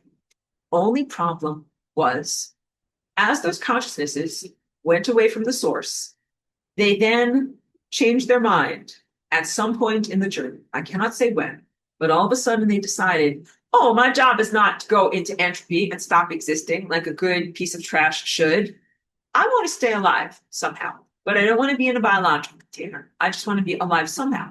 And I'm going to find a way to do it. And that was pretty much the invention of technology. It was an affront to the original agreement to go into entropy.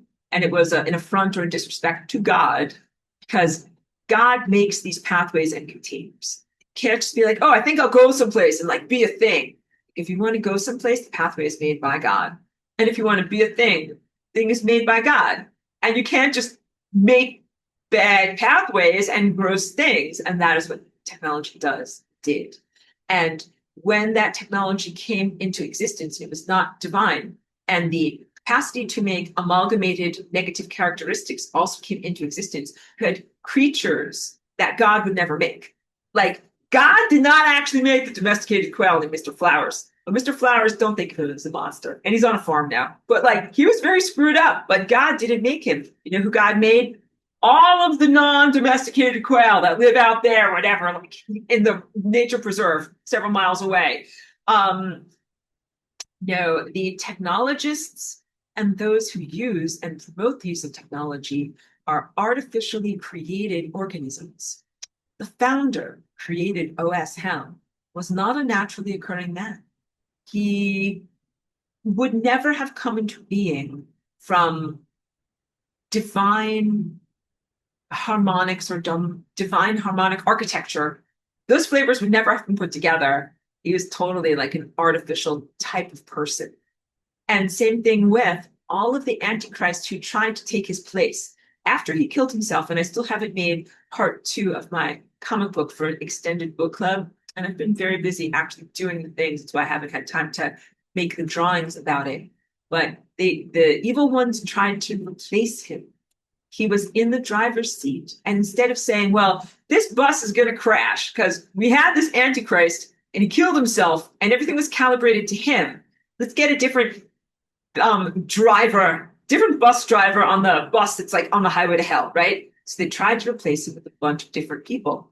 One of those people was Peter Thiel. He is another Antichrist here, but he did not have the correct imprint, like genetically, to fit into the architecture that the original founder had created. So I was able to fictionally destroy him very easily. Be like, I think I saw him in a video somewhere or doing something, or I heard that he recently moved to Argentina. So you guys also have to comprehend that there's something that I call the plunge protection team.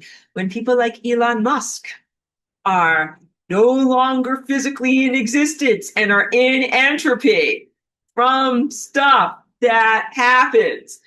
They have a whole extensive network of people around them whose whole entire job is the plunge protection team. They don't want the either holdings or stock market or the financial fallout of these people's genuine death to come forward. So there's deception to make it appear as if they're still in existence. And I need for you guys to know that that facade is encompassing almost all of the technological magnates that you have thought are building these AI data centers. They have all already been sent to entropy.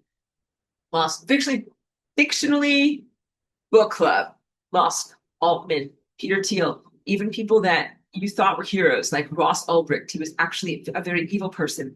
A lot of other people that I don't know their names, but they were just software engineers. And they have literally gone through all of the personnel in your world who are alive right now who have any of the recipe that could be the bus driver for this OS hell, for this technological wetware that goes into a human body to disconnect it from its own divine connection and from its own cell-to-cell communication, human-to-human communication, and human to sun and star and higher energy communication. And I have been fictionally wiping out all of those guys. But then there are plunge protection teams that maintain a facade of impostership. And it's important for you to know this because we are really at the end of this battle. It took about a year for me to go through all their replacements and for them to realize like they are out of replacements. Even their replacements are gone. Like they're down to like the janitor, like the level of just like fill in somebody, get somebody be the bus driver. Like, you, janitor, get in there. No, they don't have any more personnel. And this is also why we are now able to accelerate reality much more effectively than 5 or 6 years ago. A lot of people whose whole entire existence, if you could even call it an existence or purpose for being, was to be a debris, like slowing down the gears of ascension. Those people didn't really have a stated reason for being, like from divinity. Like all of you in this class have a mission and a purpose and a reason for being here. And all of these other people and organisms had no other narrative existence other than trying to harm or stop you on your ascension. Literally, they are debris field coming from Mars, moving through the space, for lack of a better word, between Mars and Earth, seeing Earth about to ascend, and their whole motivation is, how can I fuck up your life? How can I stop you somehow from ascending? And some of them are trying to invade your DNA, or blend with your family line somehow, or meld with your mind, or in some other way be an obstacle or a pollution or a limiter on the journey to being able to do that. And some of them become community members, but they're not community members. They might be like, whatever, a person at the grocery store, a fireman that is at the fire brigade, a real estate agent. I could rant so hard against a particular real estate agent. I was trying to think about how I could anonymize some of my rants, because some things I know are socially inappropriate. But I have a lot of judgment on real estate agents. Do you know why? A lot of them are dark side. I think that you guys could laugh about that. You're like, wah ha ha. But seriously, folks, I have so much more to say. Wait, let me check out more questions and comments and then wrap everything up. Okay. Thank you, because I put the chat to the side. Now I got the chat where I can see it. Joyce says, is there a difference between a portal and a Stargate? And I would say definitely. So also how Stargates are talked about and what is a real Stargate. The sun is a genuine Stargate. The sun is a genuine, not only aperture or womb through which light is emitted or born, but is also a connection in a Stargate to all of the other stars and points of light or photons that are in existence. So a Stargate is really connecting to the stellarium, the whole connection of all light everywhere and of all stars everywhere. And there are artificial Stargates. Like, I haven't really watched or delved into the show. There's a whole show on TV of Stargates, like a science fiction show. And that one talks about like a stone doorway. If you say a magical incantation or press the right buttons, it will give you access to another place, like a hyperdimensional pinch point or something like that. So artificial Stargates exist. They're not good. You shouldn't use them and you shouldn't make them. And the people that use them and make them are bad and trash. A portal is a portal. I'm collecting my thoughts because I recognize that that was nonsensical to say. It's a doorway between places. I go through portals all the time in my dance, and I put them in as sonic bookmarks in my music. So a portal is an opportunity. A portal can be a time like recipe, a time recipe opportunity where a something can happen. And when you go through a portal, sometimes a better way of saying it is a moment of significance. So it is innately related to time. Stargates are more related to moving through what you would call space or coordinates. But portals are more about time, and they're about the profundity of a particular significance of a particular moment where lots of different stuff can happen, like a crossing point of where many different things can happen, and you can go in many different directions. So in my music, a lot of the time I put a gong in there as a portal. And when I put that percussion in, it's like gong, and then it goes chunka chunka chunka chunka chunka chunka chunka. Like it's an opportunity for you to move through, but you still have to do a lot to go through it. And I teach about how you dive through portals. It is an athletic experience, and you can go through it in a way that is like frictionless and really good, like a splashless dive, or you can like do a really bad job. And I don't even know what the way of like how to describe it, but like friction and uncomfortable, like when you kind of like do badly diving. So when actual athletes do a type of dive in the Olympics or whatever. I've never done this either because I would never want my brain to like hit the water like this. But they do this thing where like they're gonna dive down into the water and they have a way of kind of like holding their hands, holding their body, making themselves really linear, and they go in a way that like doesn't cause any splash. That is how you want to do it, and that is what I exemplify to people when people are in my Tuesday dance class, which is just like for it's just for lovers of the dance. It's not for any money or anything like that. And it's a skill, but it's also like a safety issue because I wanted to say the dance is a little bit perilous. So the dance is like surfing, and I've never been really surfing, but if you do surfing right, you stay on your surfboard and you do not get like crashed at the bottom of the ocean with your bones broken. But you have to be good. You have to be good at what you do. So like it's very dangerous out there. And sometimes the way that the waves go, like they will go like, and then you will get crashed, or you could even drown. You could die. You'll die. All right. So when you do lasagna, you got to put up your protective force field, your protective Merkabahs, and you also have to learn how to do these maneuvers that are like doing a splashless dive, so that when you go through a portal with your mind, but also with your body, you're able to move with the energy and then do this thing and then kind of like go through. And after you go through and you come out the other side, you also have to clear your perturbations, which is even when you do a good job with the splashless dive, you don't want to have bad blowback from your time impulse. You want to have a beautiful splashless dive with no blowback. And the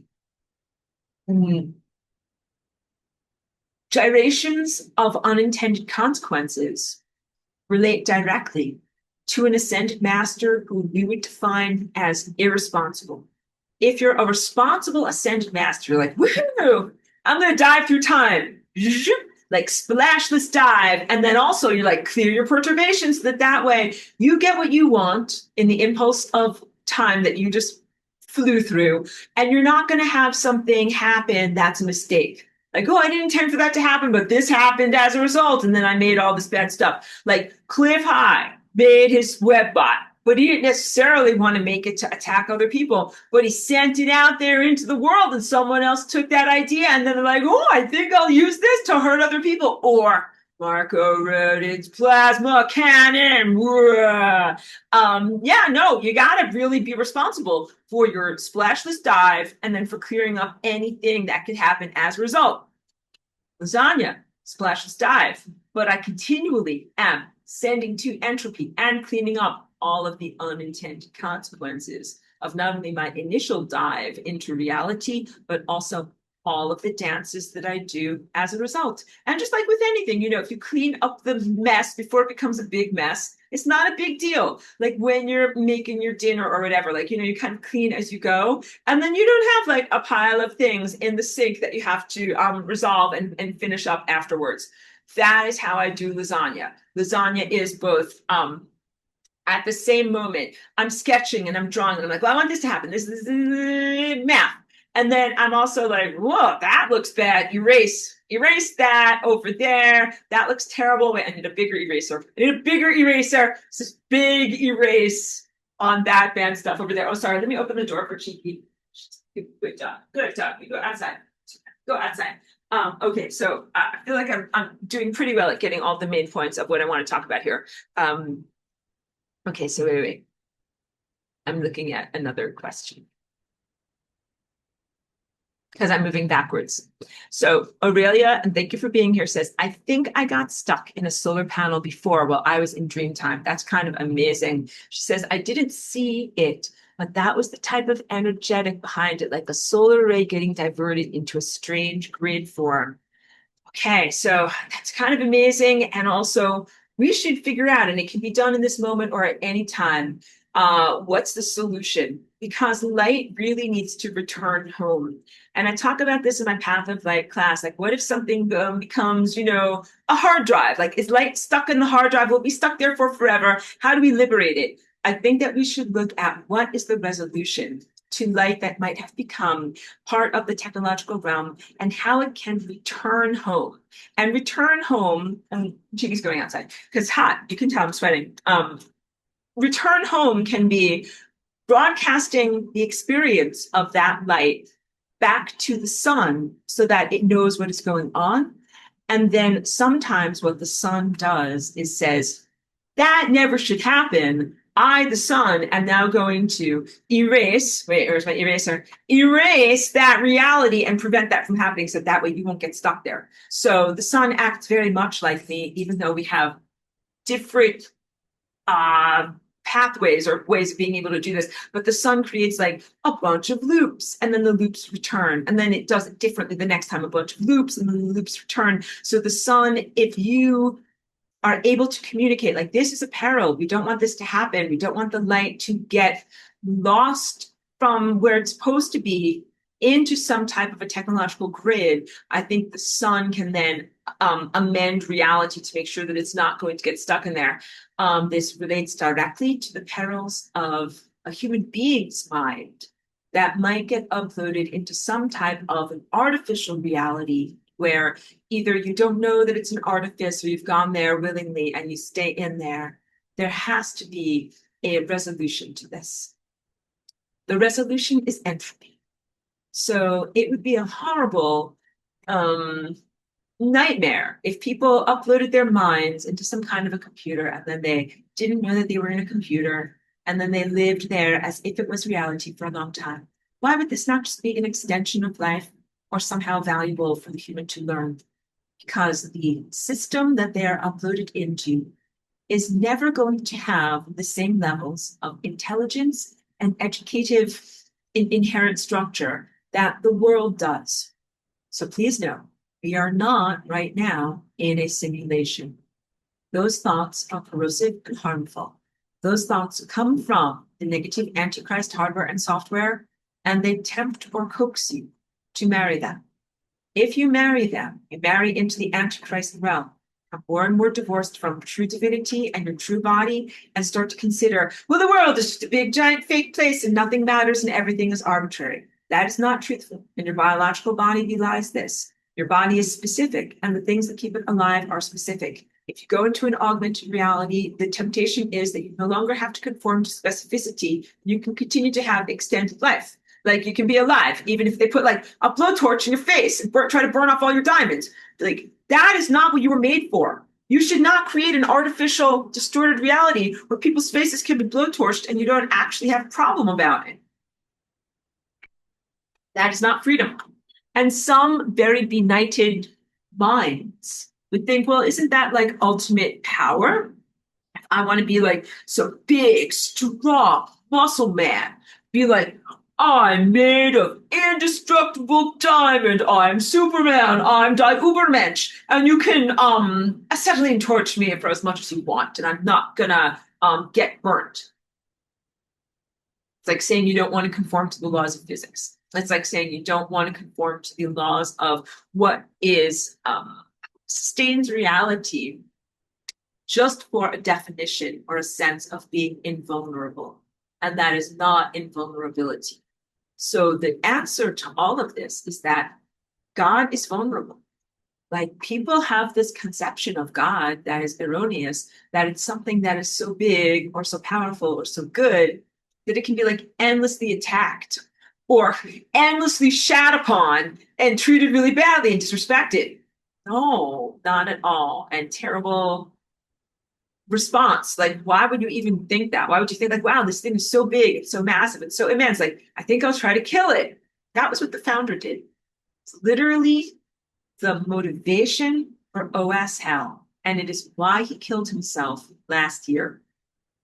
His very twisted motivation was to try to create a technological substrate, a container for human consciousness. I'm going to close the door because she just did a good job. She came home.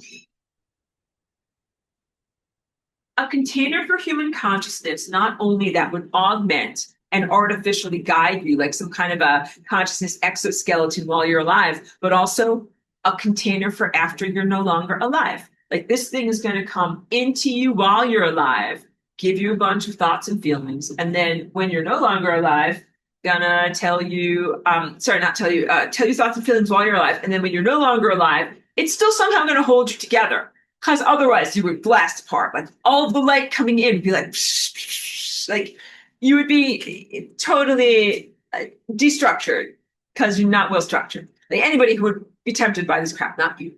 Sorry, I was giving my dog treats. You would not want to have the founder or anyone like him create your afterlife substrate. That would not be a good container for your consciousness, and it would not contain you in a good or comfortable way. And I want you to know that that was never his intention either.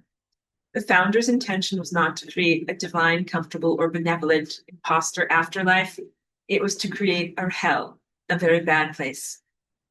Not even the membrane of death, which is like the traditional Hieronymus Bosch or a Catholic telling of the nightmare land of what hell is, but a literal nightmare land out of his mind, out of the mind of writers like Stephen King, and created with a software program that consciousnesses would be stuck in. And the founder was planning on presiding over this. He was going to be the bus driver for trapped consciousnesses for, I don't want to say eternity, but for as long as you keep them in there. And he was planning on continually castigating them over their perceived sins or wrongnesses or responsibilities. So this is really, really different than the divine Christ network that lives inside of you, sometimes feels alongside of you through your senses, sometimes loves you through like the most extraordinarily bad life experiences, like really tries to help you and guide you and give you better values or choices or mentorship along the way. Very, very different than that. The Antichrist, as it was purported or proliferated by the founder, who was very 100% pathological, was Antichrist system to take you further and further away from God and away from divinity, to distort your personality more and more, to distort your thoughts, your articulations with words, your mind patterns. And look at how badly people act on whatever, Twitter, and to make you and Reddit that bad and worse.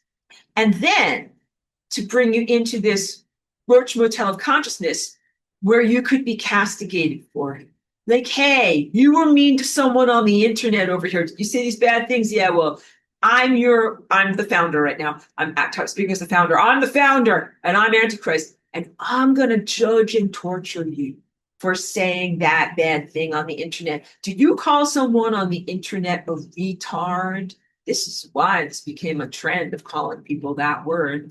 Sorry, I don't like to use that word. That is what they say.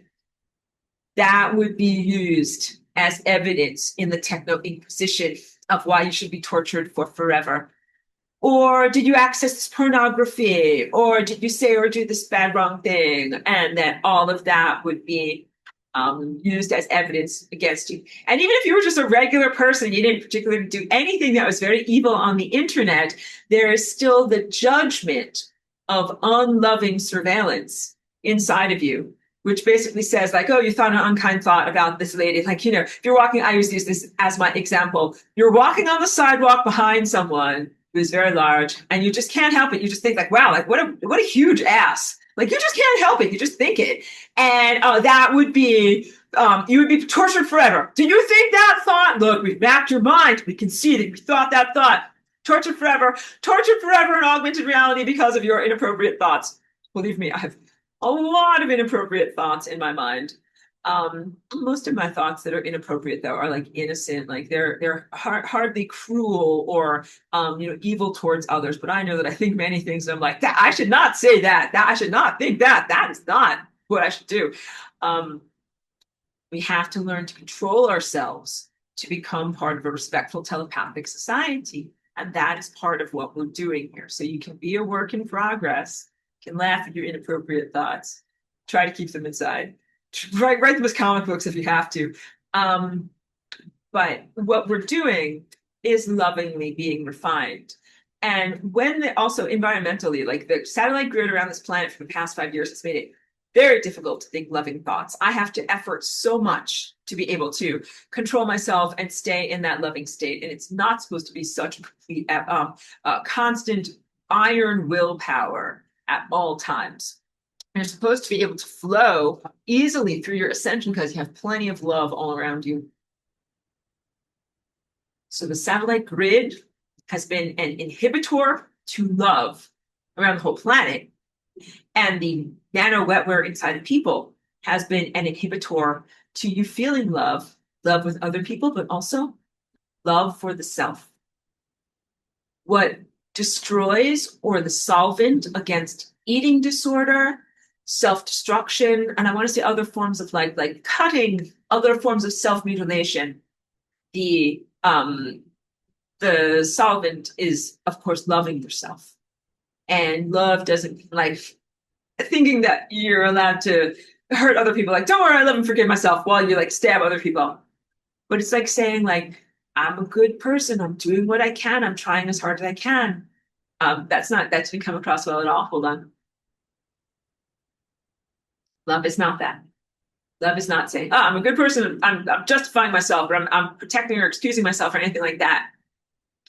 Love is when you accept your mistakes. Like, I did and said that thing. I accept myself. That is it. I accept myself. But when something is an implant that's not from you, it is from OS Hell or the founder, then you should not accept it as self. You should be like, I didn't think that thought. That's not me. That is an implant from someone else. And I do not consent or I do not accept that. When you are assessed and judged about your life experience, but definitely about the past 5 years, please know that any literate Christ can read and scan you very, very easily and be like, okay, all right, so this stuff over here is all the stuff that was an implant from some crazy augmented reality. That's not the real you, but you will be judged and assessed on these things over here that are the real you. Please know that, okay? And the judgment and the assessment is really more like, do you belong in the band? Can you play? And it's also athletic assessment because you have to see like the quail. Can you go on a soul marathon? Can you go on a migration? My little birds that were in their cages, they grew up in cages. They didn't have the genetics to be able to go on a migration. They will never migrate. But wild quail do this, all right? So you as humans have to reach in for your primal self. That is the version of self that can do a soul migration. That is not domesticated.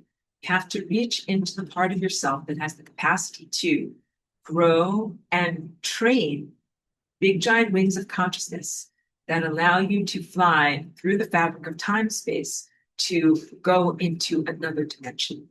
All of this is the antithesis of what it is to be a domesticated human. We need to talk a little bit about ascended masters taking responsibility for their not so splashless dive. These ascended masters who are fake, who don't want to break their ascension manicure, and who are busy looking good and looking ideal while they're going through time. They need to confront the impact that their unintended consequences had on reality. And some of that are the versions of self that they lived as that did not act like ascended masters, did bad stuff to other people. The founder is an example of that, but there's not, I hesitated because there's not an ascended master version of him that's like, oh, like you're the fucked up trash that I was supposed to clean up and you do all these bad things to these other people. So I can't be that literal. Let's think about it instead in the sense, photons coming from the sun and then returning home with all their stories. Some photons never return home. We will return home, and we will bring with us the perspective of those who never returned home, because the sun is sending out these waveforms or these photons, and it's like, I never heard from so and so. We will bring that information from the perspective of what we have endured, because so and so might have been a maniac or a bad person, did bad things that were not, what's the word, worthy of continuing forward in an undying world. Some of these marathon runners or photons were sent out, and they did stuff that they got stuck on the membrane of death, and they did bad things.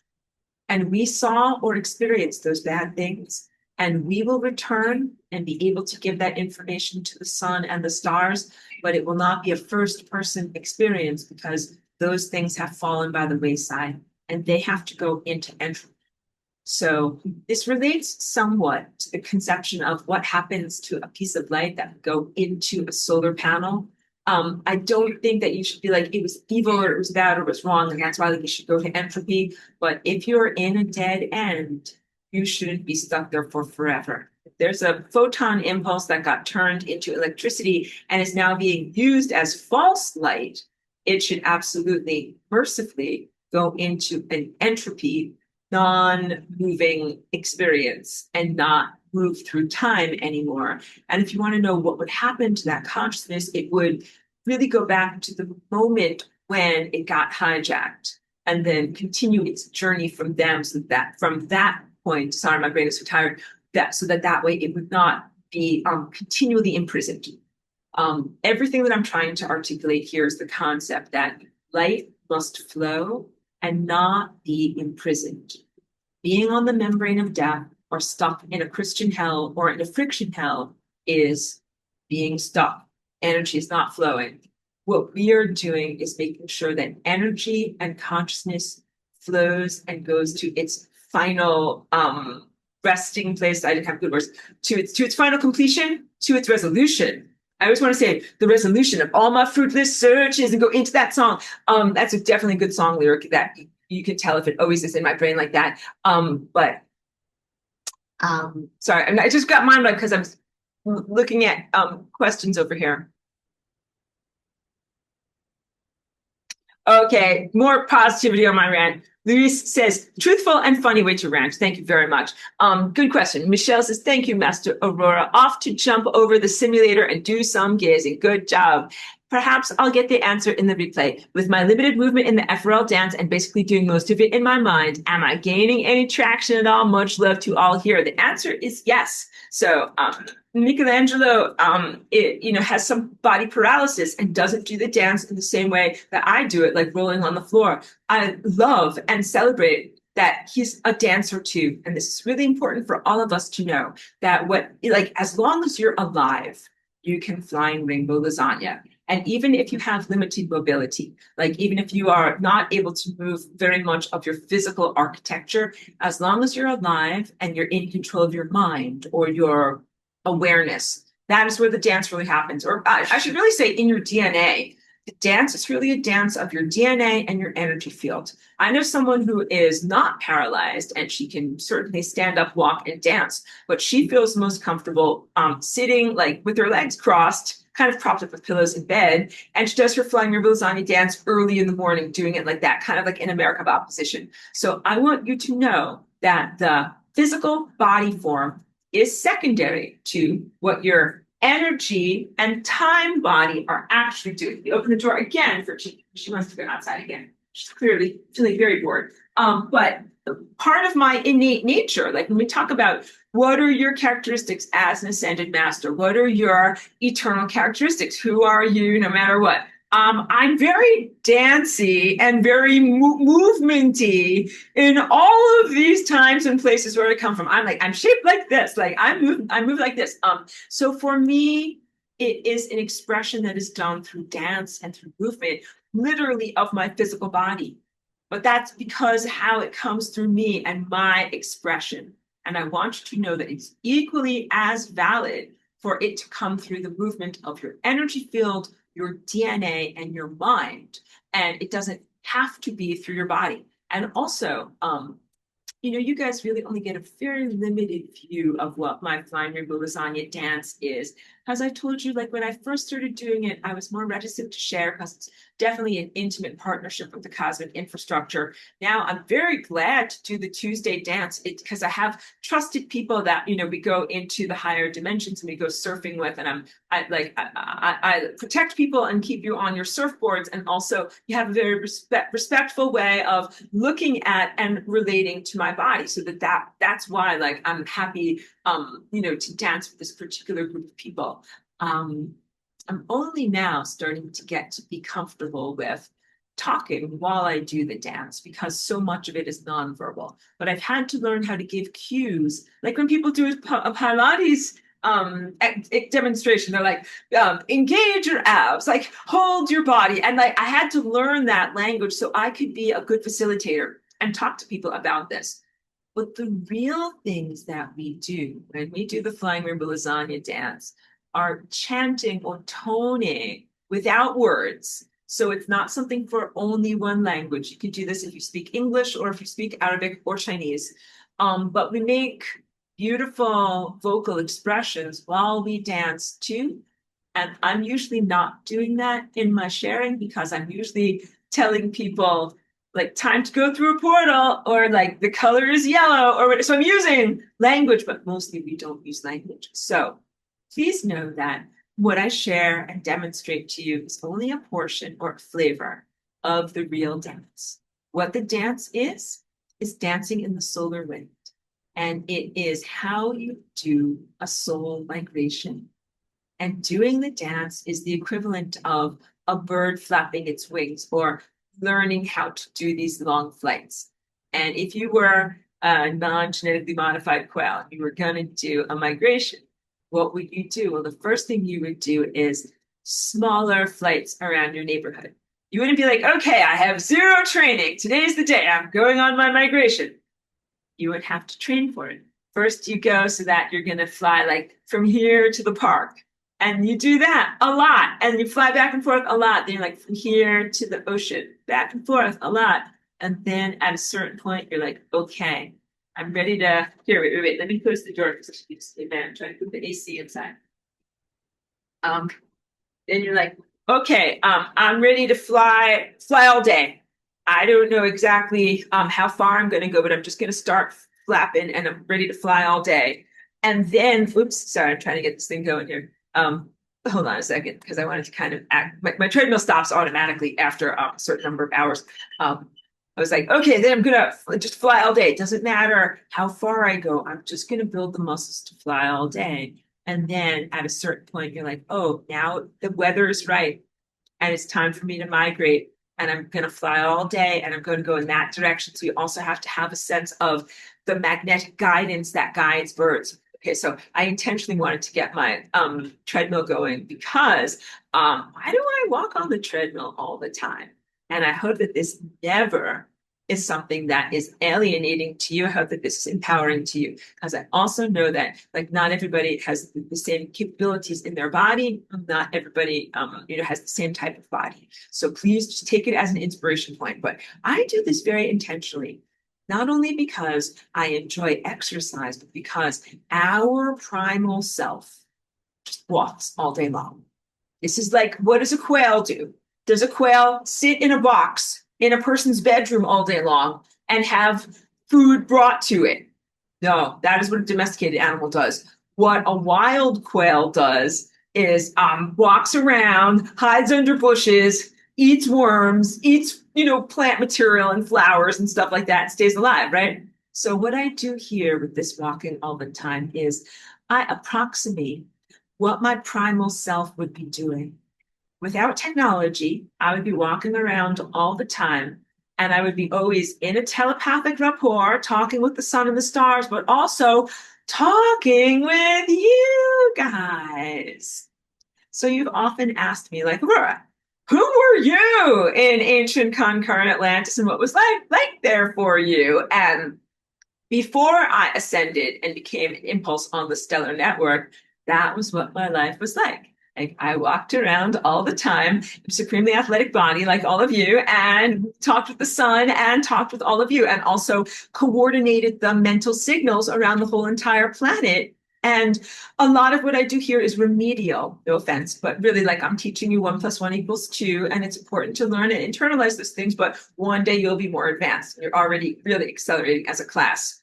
But in Atlantis, like everyone was already a super genius. So it was really wonderful. All of our minds connected together. We coordinated. We had amazing mental thought structures and amazing idea structures, and everything was incredibly constructive and not diminishing. And so again, when the debris field from Mars is coming to this planet and trying to make itself appealing to the inhabitants here, like, hey, baby, I'm covered in maggots. Want to meld genetics together? Everyone here is like, no, I really don't. Your face looks disgusting, and I don't need any friends like that. And I am already in a beautiful telepathic rapport with all of these minds on my own planet. And the guys from Mars are like, well, you need us to protect you. And we are here, and we're like, we're all super athletes who not only can walk all day, but we can jump over a mountain if we want to. We don't need your protection. And so there was really no negotiation or positive I don't have a word, worth, like motivation. Like, what am I going to get out of it? This planet, when those presences come here, only gets diminished, only gets brought down, does not want or need this at all. They are the lame-ass losers who aren't good at what they do and need to use technology to do what they do. And then in coming to our world, diminish and dilute what we can do. They only make things worse. They don't make things better. And you don't need them in any way. The invaders from Mars have a false narrative of you need us. And the invaders from Mars are connected to what you guys in this layer of reality call the Galactic Federation. The Galactic Federation is technology using antichrists. They are not cosmic law enforcement. Cosmic law enforcement uses no technology. And we fly around. We do not wear clothes. And so it's not like we're going to wear like some kind of a space jumpsuit. And that's how you'll know that we're very advanced. So I always make fun of like the white jumpsuit guys. We do not wear clothes. And that seems like idiotic to have to wear clothes. But I don't know how your like extremely benighted world would react. Like if a bunch of naked super beings came down and you were like, oh, like I think that I will like rape you with anal sex now. Like they would incinerate you. Like they would just incinerate you until you were like a pile of cinders. And then be like, I hope that you guys know that you're not supposed to try to like anally rape us and that we're not here for that. Like that, I'm sorry, I'm getting really devolving, but like, I hope that you understand that that is what the dynamic would be like and would not in any way be that the civilizing force of super Christs coming to a benighted, satanically infested world, that they would somehow be like overrun by the barbarians here and be like, oh no, like they're more powerful than us. Like, no, that would never happen. And I know you guys are trying to think of an analog. I'm trying to think of a pop culture analog. It's kind of like Superman 2 when the evil supervillains come, but they're the evil supervillains, which is why I don't want to use that as an example. But no, like whatever, like the Zardoz man, he comes down and he's like, you are a puny human, like I'll destroy you.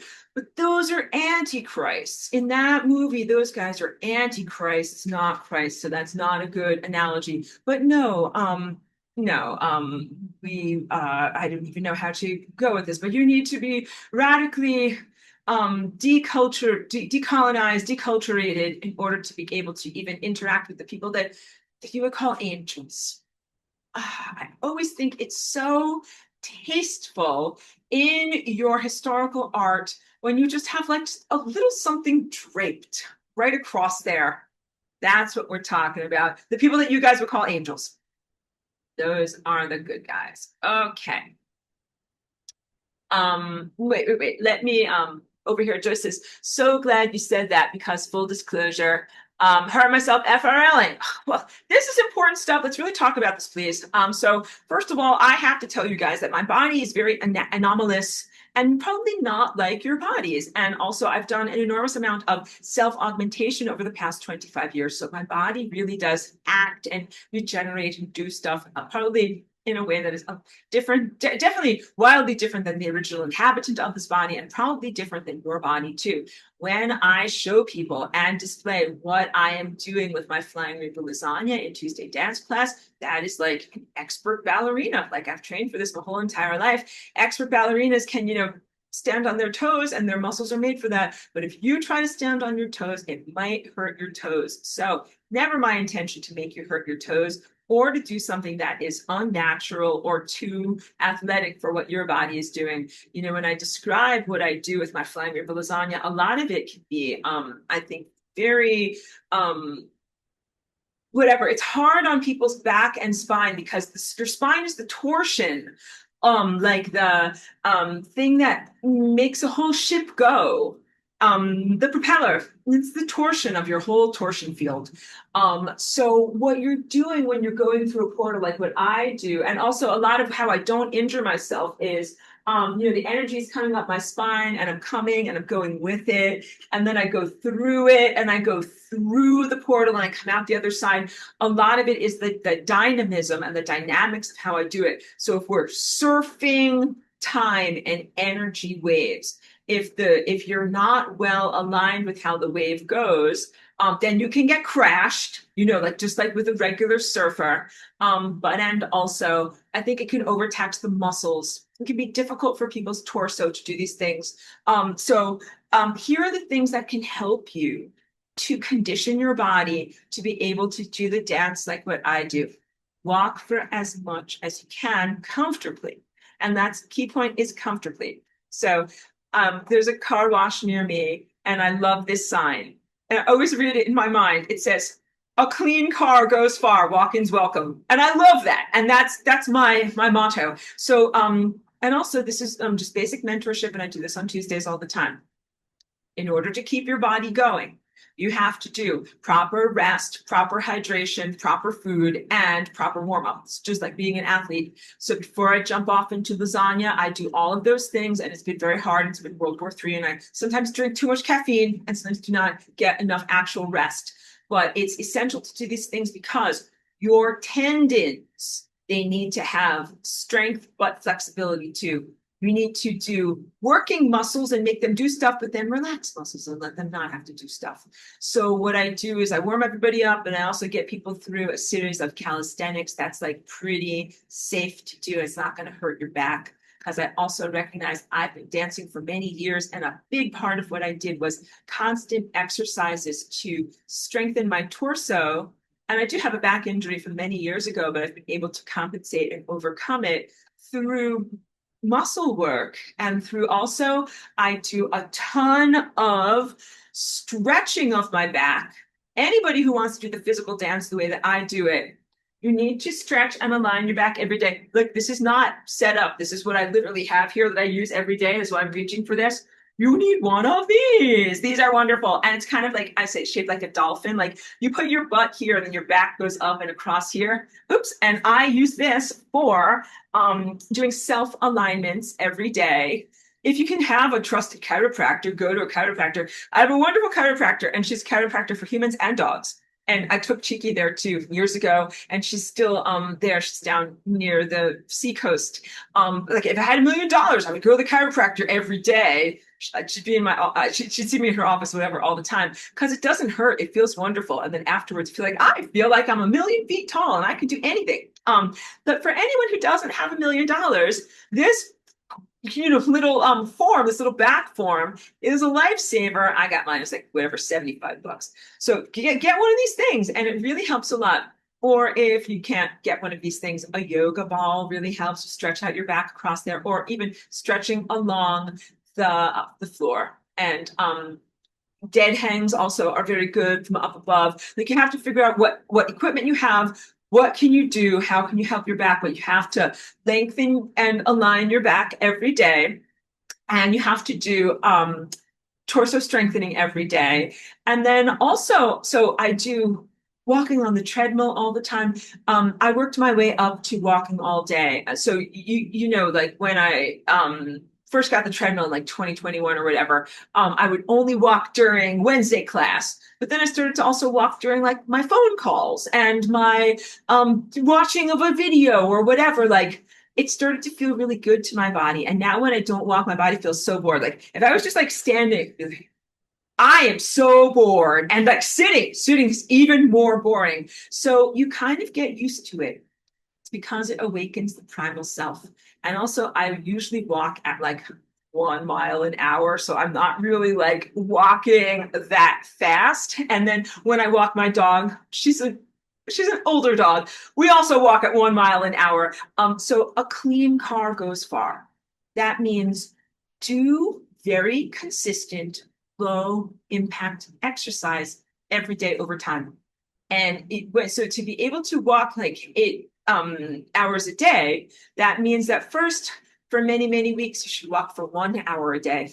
And then you should start to walk for longer because the tendons of your feet need to change. You are moving from being a domesticated animal to being a wild animal. Let's talk about shoes. You guys have to radically change your shoes. So I'm not an all barefoot person because that is not comfortable for my feet. But what I am is a zero drop person. That means like not like a high heel, like with my heel going up like that. And also I have all sorts of different shoes because the treadmill is very hard. Like if you walk outside on the grass, you can have a totally different type of shoes, but the treadmill is very hard. It's like there's no cushioning. There's nothing there. So I have to wear a little something that has some cushioning, but like wear the most natural shoes that you can wear. So there's a lot of different types of running shoes that are like marshmallows. Like, you know what I mean? They're like white on the bottom and they're very, very bouncy. That's actually not ideal. The most ideal is the stuff that is like cushioning, but natural and gives you just enough of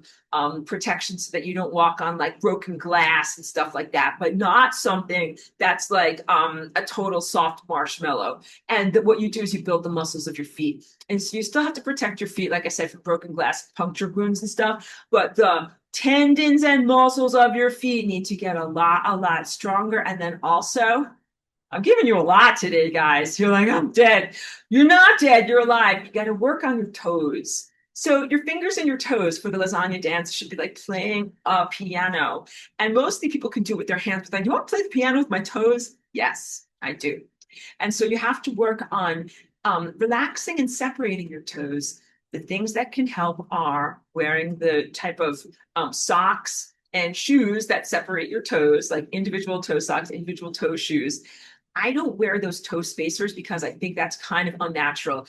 I know it's kind of like if your arm has been like in a sling your whole entire life, and then you're like, I'm gonna force it, like I'm gonna force it to open up. Like, be very, very gentle with yourself. It's better to do stretching exercises and genuinely let your fingers and your toes go apart than it is to try to wear these spacers and force them apart, because that can make, if you make your toes go apart prematurely, then you can have a problem in your ankle, and you can have a problem in your knee, and you can have a problem in your lower back, and you can have a problem in your upper back. Like everything is connected. So please don't try to take any of these things as an out of context fitness goal, which is what a lot of these Instagram things are about. And I am not about that. I'm about helping your car to stay on the road. A clean car goes far. So what you want to do is do the things that are going to help you to keep going every day. You don't have to balance on your tiptoes like a ballerina. You have to get ready to be able to go on a marathon and soul migrate every day. And that means like basically keeping moving every day. Okay, so I've worked my way up. I do lots and lots of exercise and dance. And also, I do lots of have a Pilates reformer here. And I like that because there are some things where it's like you can't do them effectively unless you have the equipment, but they're kind of like pulleys. Like, you pull and you lengthen and it feels really good. And then you can make it harder and you get stronger because you pull more. So you have to figure out what works for you. But I love the Pilates reformer. And I also think that the movements of Pilates are the closest thing that I found to like some kind of codified flying rainbow lasagna. And I think that a lot of them are very good for the body, are like for building your body. So if you need to know, like, because like don't do CrossFit. That's not going to build your body. That's like how you break down your body. So don't do the CrossFit athlete thing, because I think that's a huge psyop. But I think that Pilates is not a psyop because people think that it's for like latte drinking, whatever blondes. Like I know that kind of could be me, but like it's for everyone. It's for everyone. It's not just for whatever people that are putting on airs or something like that. It's I think a very very good exercise program. And so like after all these different things, I do all these different things. I don't know if you can see it back there. It's back by Cheeky, but then I also have this wonderful thing. It was a gift by I'm so grateful for the person that sent this to me. Very, very good lasagna supporter. That's you stand on it, and it's this vibration machine that kind of like makes you vibrate, and you can change the frequency and how it feels. I do that every day also, and that's part of either like a warm up or a cool down, because that also helps with your fascia, your lymph system not being sore. Then, before I get into bed at night, these are all these different things that you can do too. They're in the five senses realm. Melatonin. Melatonin is awesome for athletic recovery. So I mix it in with different wonderful skin creams. My most recent skin cream that I love, I've been looking into moringa, which I think is an amazing plant and an amazing seed, and it makes an amazing nourishing skin oil. So put on your skin oils because you have to moisturize your tendons too. So when you put on your skin oils, like put them on your tendons. Those are the rubber bands that need to stay stretchy. Put them where you need to put them. Like put them like on your tendons where you need to put them. I'm sorry. Sometimes I say these things. I'm like, I don't know if the words are getting through. Okay. And then also, my red chicken light. I have my red chicken light in there. And I even use it in the summertime, which might sound bizarre, but I will have like a fan blowing on me even while I have the red chicken light. And I use that for like an hour. These things help your body to be restored after you exercise. And the other thing you have to do is have plenty of vitamin C in your diet, because vitamin C is what your muscles use to rebuild yourself after you do all these exercise. So a clean car goes far. How do I use my body car every day? High doses of vitamin C. And I really feel comfortable telling you that because there is not a way to overdose on it. So you can take it, through food or through supplements. But I found these stickers that I like a lot because I was taking so much vitamin C. Let me tell you about my vitamin C habit. It was getting pretty expensive there at a certain point. And then also a lot of vitamin C, like if you take a lot, like you can kind of burn your stomach a little bit. So I found these stickers and I love them. And they absorb through your skin, and it really does go into your body. So the company tells you to take like one sticker a day. I would put on like 4. That feels right. 4, 5, even. You can't overdose on vitamin C. And so these are some of my things that I do. So like, let's say you do a walk or a run and then your ankle feels like, inflamed or unhappy or whatever. Put the vitamin C stickers on your ankle. Put the moisturizer on your Achilles tendon. Or how about like your back? Like some people, if they walk, their back is tired or whatever. That's fine. At the end of your walk, you should stretch your back, put melatonin on your back, put vitamin C on your back, put the red light on your back. So a lot of what I do is bridge the experience from materialism and having a material body into non-materialism or post-materialism. What is it to have a flying rainbow lasagna body? What is it to have a magical or supernatural body? And I'm helping you to get there. And some of the things that I do are physical things that you could buy at the store, but they definitely help you to keep going and to cultivate your supernatural body. And then you guys also know that I use cannabis a lot, but not just like smoking a joint. Like that is not enough. So I use it topically. I have a lot of skin creams and things like that. I'll put that on. I use CBD. I use CBD tinctures. I do so many different things. I mean, I'm using the raw juice. And I think that is also another important aspect of you're regenerating your skin, regenerating your muscles, regenerating your tendons. Like having dietary cannabis, drinking that juice is also a big part of what I do for my body. So dietary supplements, correct fatty acids, drinking the right water, even being outside, even though it is a sun simulator, but getting enough light on my body is also another thing that I do. So one of the things is very regularly, all of my neighbors here at the apartment zone know me, before 10 a.m. because I live someplace where it is very, very hot and sunny. So me and Cheeky will always be outside, like on our little patio here, on our little balcony, drinking coffee in the morning. Roll your sleeves up, really. Roll your sleeves up, wear a tank top, whatever. Get the sun on you. with no like sunblock or anything that's, blocking you out or whatever. But before 10 a.m. Just get it early in the day. So get up, do your sun gazing, get outside in your pajamas or whatever, drink your coffee, get the sun on your skin as much as you can. And then as soon as the sun starts to get intense, I say, like, it's too much for me, it's too much for my dog. We go inside and then, we stay nice and cool. And then same thing at the end of the day, like 6:30 or 7:30 p.m. That's when you do your sun gazing and it starts to get nice again. You go outside. But again, I live in a very hot climate and where that is the appropriate thing to do. Like you have to modify this for the place where you live. But I encourage people, like, get an appropriate amount of actual sunlight on your body, because that is also healing and restorative. Amy says, OMG, I've been using a vibration plate for years. I added in another unit with side to side and up and down a few years ago as well. I think they are amazing. And I think that the vibration activity has helped my vestibular organs and my balance. When, because I had brain injury and some of that affected my balance a lot, which is why I didn't used to feel as comfortable to be able to do like walking, running, and things where you're like balanced on your 2 feet. But I'm a lot better now. And I think it's from using that. And like I said, I think I've been using it for 4 years pretty consistently, either every day or at least several times a week. So it can help a lot with neurological stuff. It can help with epilepsy. I also went very, very slow when I first started. I would do like 5 minutes and that was enough. And now I've worked up to like 3 5-minute bursts. But if you have any kind of brain stuff, craniosacral stuff, or epilepsy, you should not do like a lot at once. You should do a few minutes and then let yourself configure. And also, if you have any kind of a thing that's like problems with your teeth, because it causes a lot of vibration. It can cause, like, if you have cracks in your teeth and stuff like that, it might not be for you. So it's like cautious. You should be selective, and definitely not if you're pregnant. Don't vibrate if you're pregnant. It is made by, hold on a second.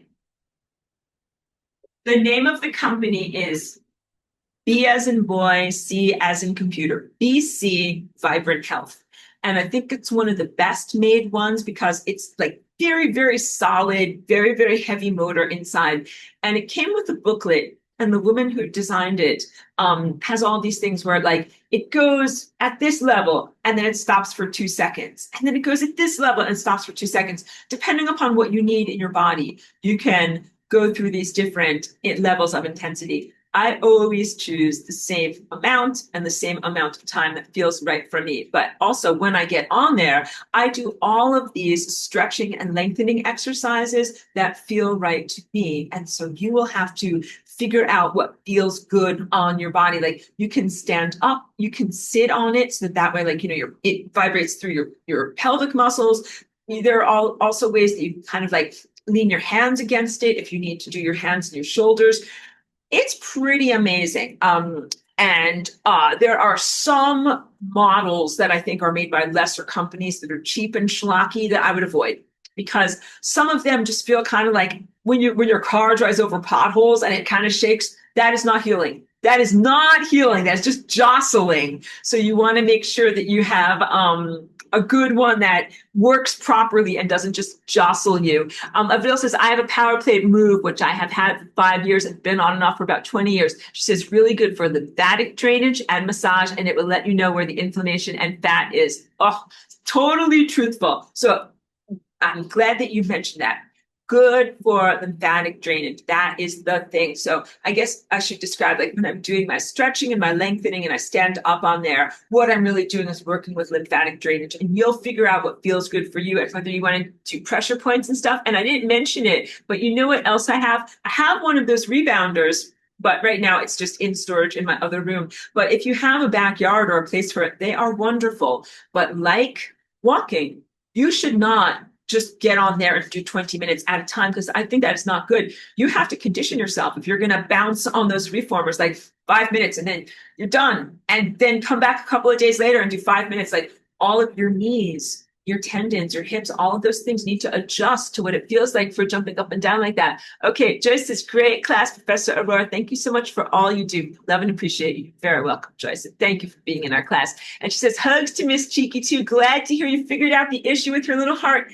Thank you so much, everyone. Cheeky is right here. I think we are going to wrap up class. So let me tilt the camera so I can kind of show you all Cheeky. She is doing so much better, and her attitude is so great. Totally excited about life and happy to be here and relentlessly positive. So we're very, very grateful for Chicky to be here. There were a couple of days when she wasn't feeling that great, and I was a little bit worried, like not only, worried about the length of her life, but I was like, well, I don't know, like, are we going to get our energy back? Is she just going to like stay inside of the house all the time? We're much better. We're outside. We're in the garden. We're up and down the steps. We're walking into town. Our quality of life is great. We are good, and I think that is so like I'm very reassured by all the love and healing energy that everyone sends towards her, which is very important to me, and consider it a positive, like a triumph, a victory. Like, I'm here, Cheeky is here, life is positive, we're going in good directions. Please consider it like a very positive and miraculous sign. And birds went where they needed to go. All right. I think I have to wrap up class. Make sure I got to everything important. I think I got to everything important. Good. Yes, good. Okay. Yeah, and I'm glad I gave you that little a little bit of mentorship for your body. If I can say that there's wrapping up on that, one major distinction between myself and the founder of OS Hell and most of these very evil technologists is that they are all looking for some way to negate the body. Like, this body is such a burden. Is there any way that we can like not have to eat food? Like, that was a big thing about the W ban. If someone cannot eat food but get all of their ascension energies from someone else or something like that, or a soldier on a battlefield, or a spaceman in a tin can who needs to somehow get their food beamed into them instead of eating actual food. And all of that is crap. That is not what you're trying to do with your body. And it very much relates to like bad eating disorder stuff or bad alienation from the self. Like, you should eat food. You should be at peace with that. Collecting my thoughts. I celebrate having a body. I celebrate having a microbiome.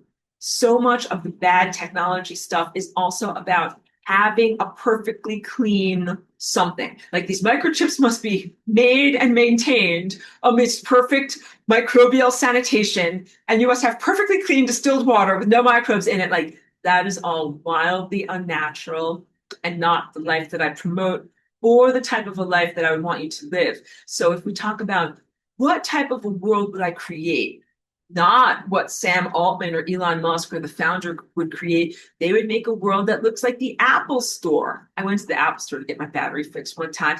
It's like totally white inside of there, and they have a staff devoted to polishing any type of like greasy fingerprints off of anything everywhere. Like, they're always walking around like wiping stuff down. It's like, there's no microbes there. There's no fingerprints there. Everything's perfectly clean.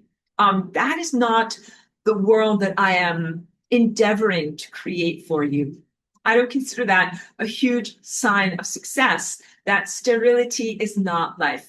But what you do want to have, like what am I always telling you about your skin? Cultivate your healthy microbiome. Hooray! Healthy skin oils, healthy microbiome. So we are looking at having a positive rapport with the microbial or microscopic realm, and respect for nature, integrating ourselves into nature, and then living, when I say a natural life, this also means a non-self-conscious life.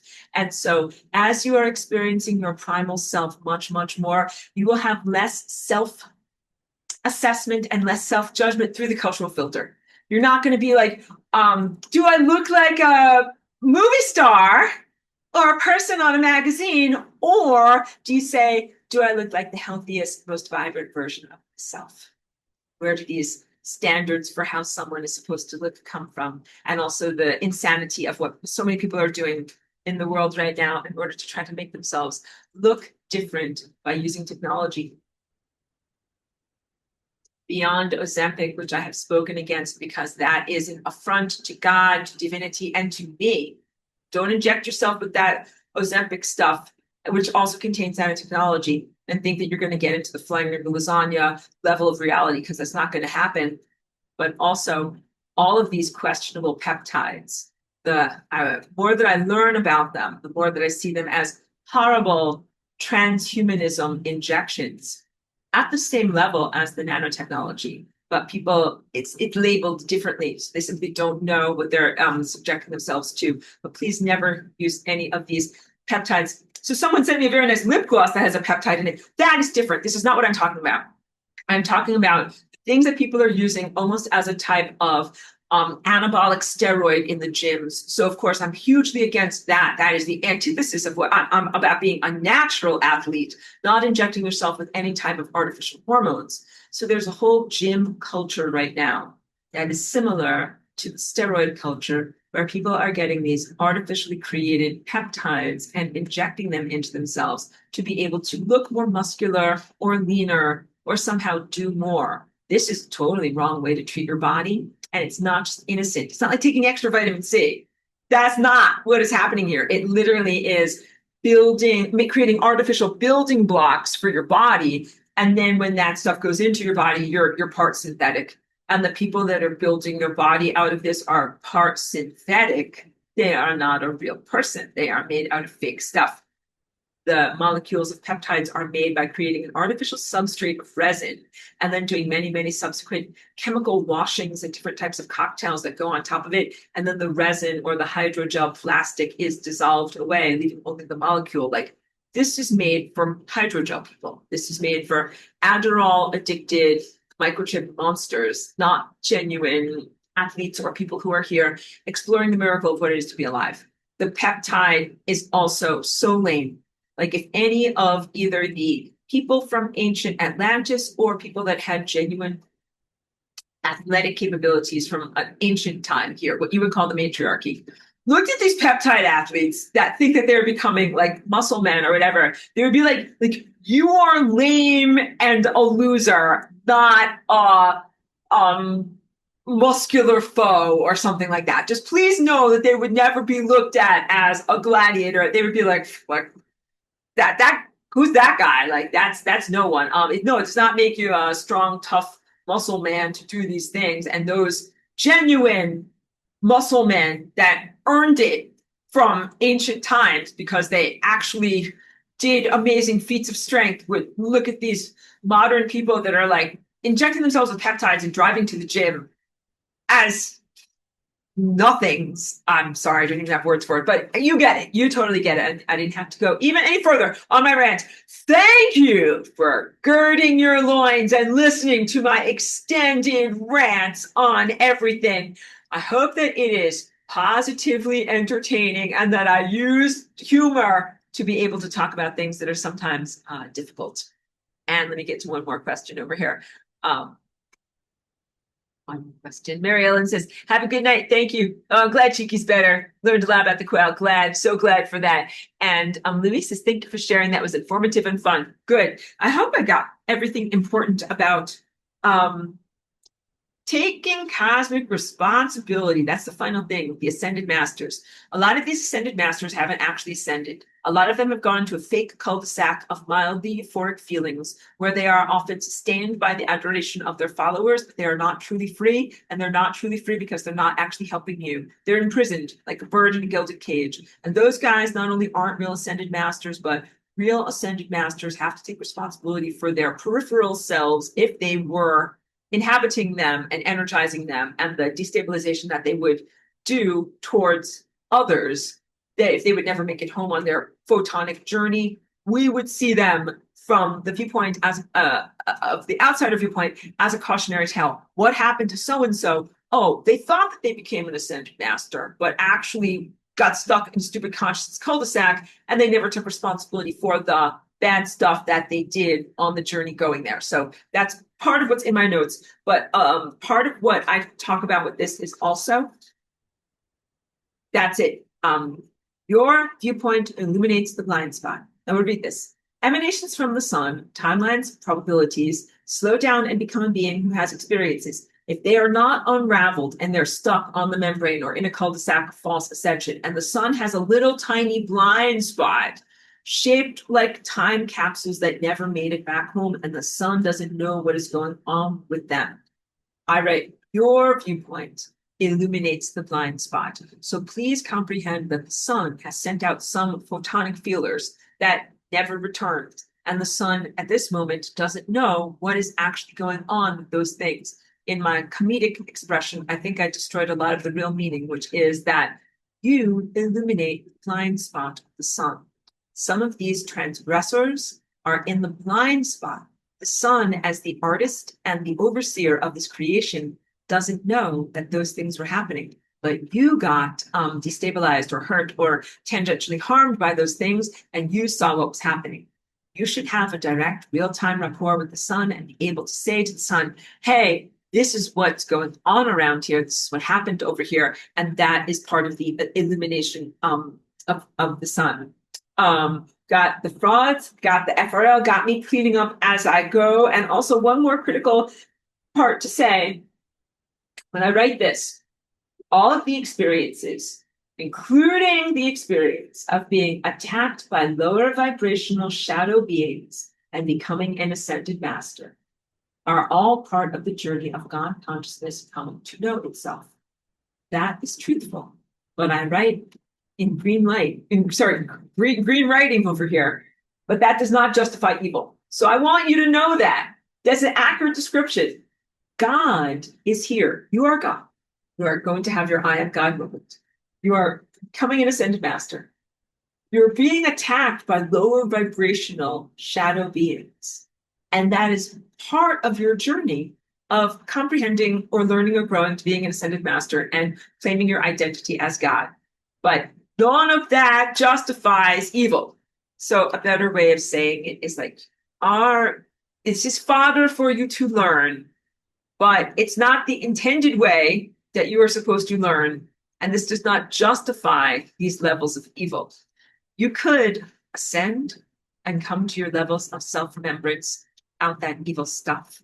And that is what we all did or do in ancient concurrent Atlantis. So if you're like, wait a minute, Aurora, are we about to like wipe this all away? Like, I'm actually in Atlantis, perched on the cusp of ascension, having this experience here in the world of mortality, and I'm about to ascend. The answer is yes.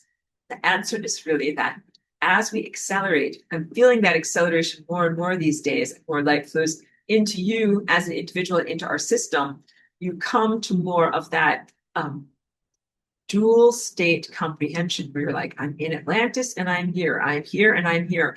And my information and perspective about Mr. Flowers' sexual hypersexualization and genetic modification of the human species and invaders who aren't really here to love you will probably be a part of your inner illumination, enlightenment, and increased perspective about relationships in your own life as it relates to who you were in Atlantis, who you are here, and who are some of your other most, I want to say, fateful relationships in this world. I will leave it at that. There's a lot for me to continue. And we're all tired, hungry, thirsty, and throw your books and pencils in the air and do something that's not intellectual for a little while. Good. And one more thing. We got it. We got all the questions over here. Sorry, I have to squint in order to see. Fantastic. Thank you. Thank you very much, everyone. Thank you for listening to me, allowing me to be my authentic self, and for the encouragement and recognition that you give to me. Thank you very, very much. All right. Great class.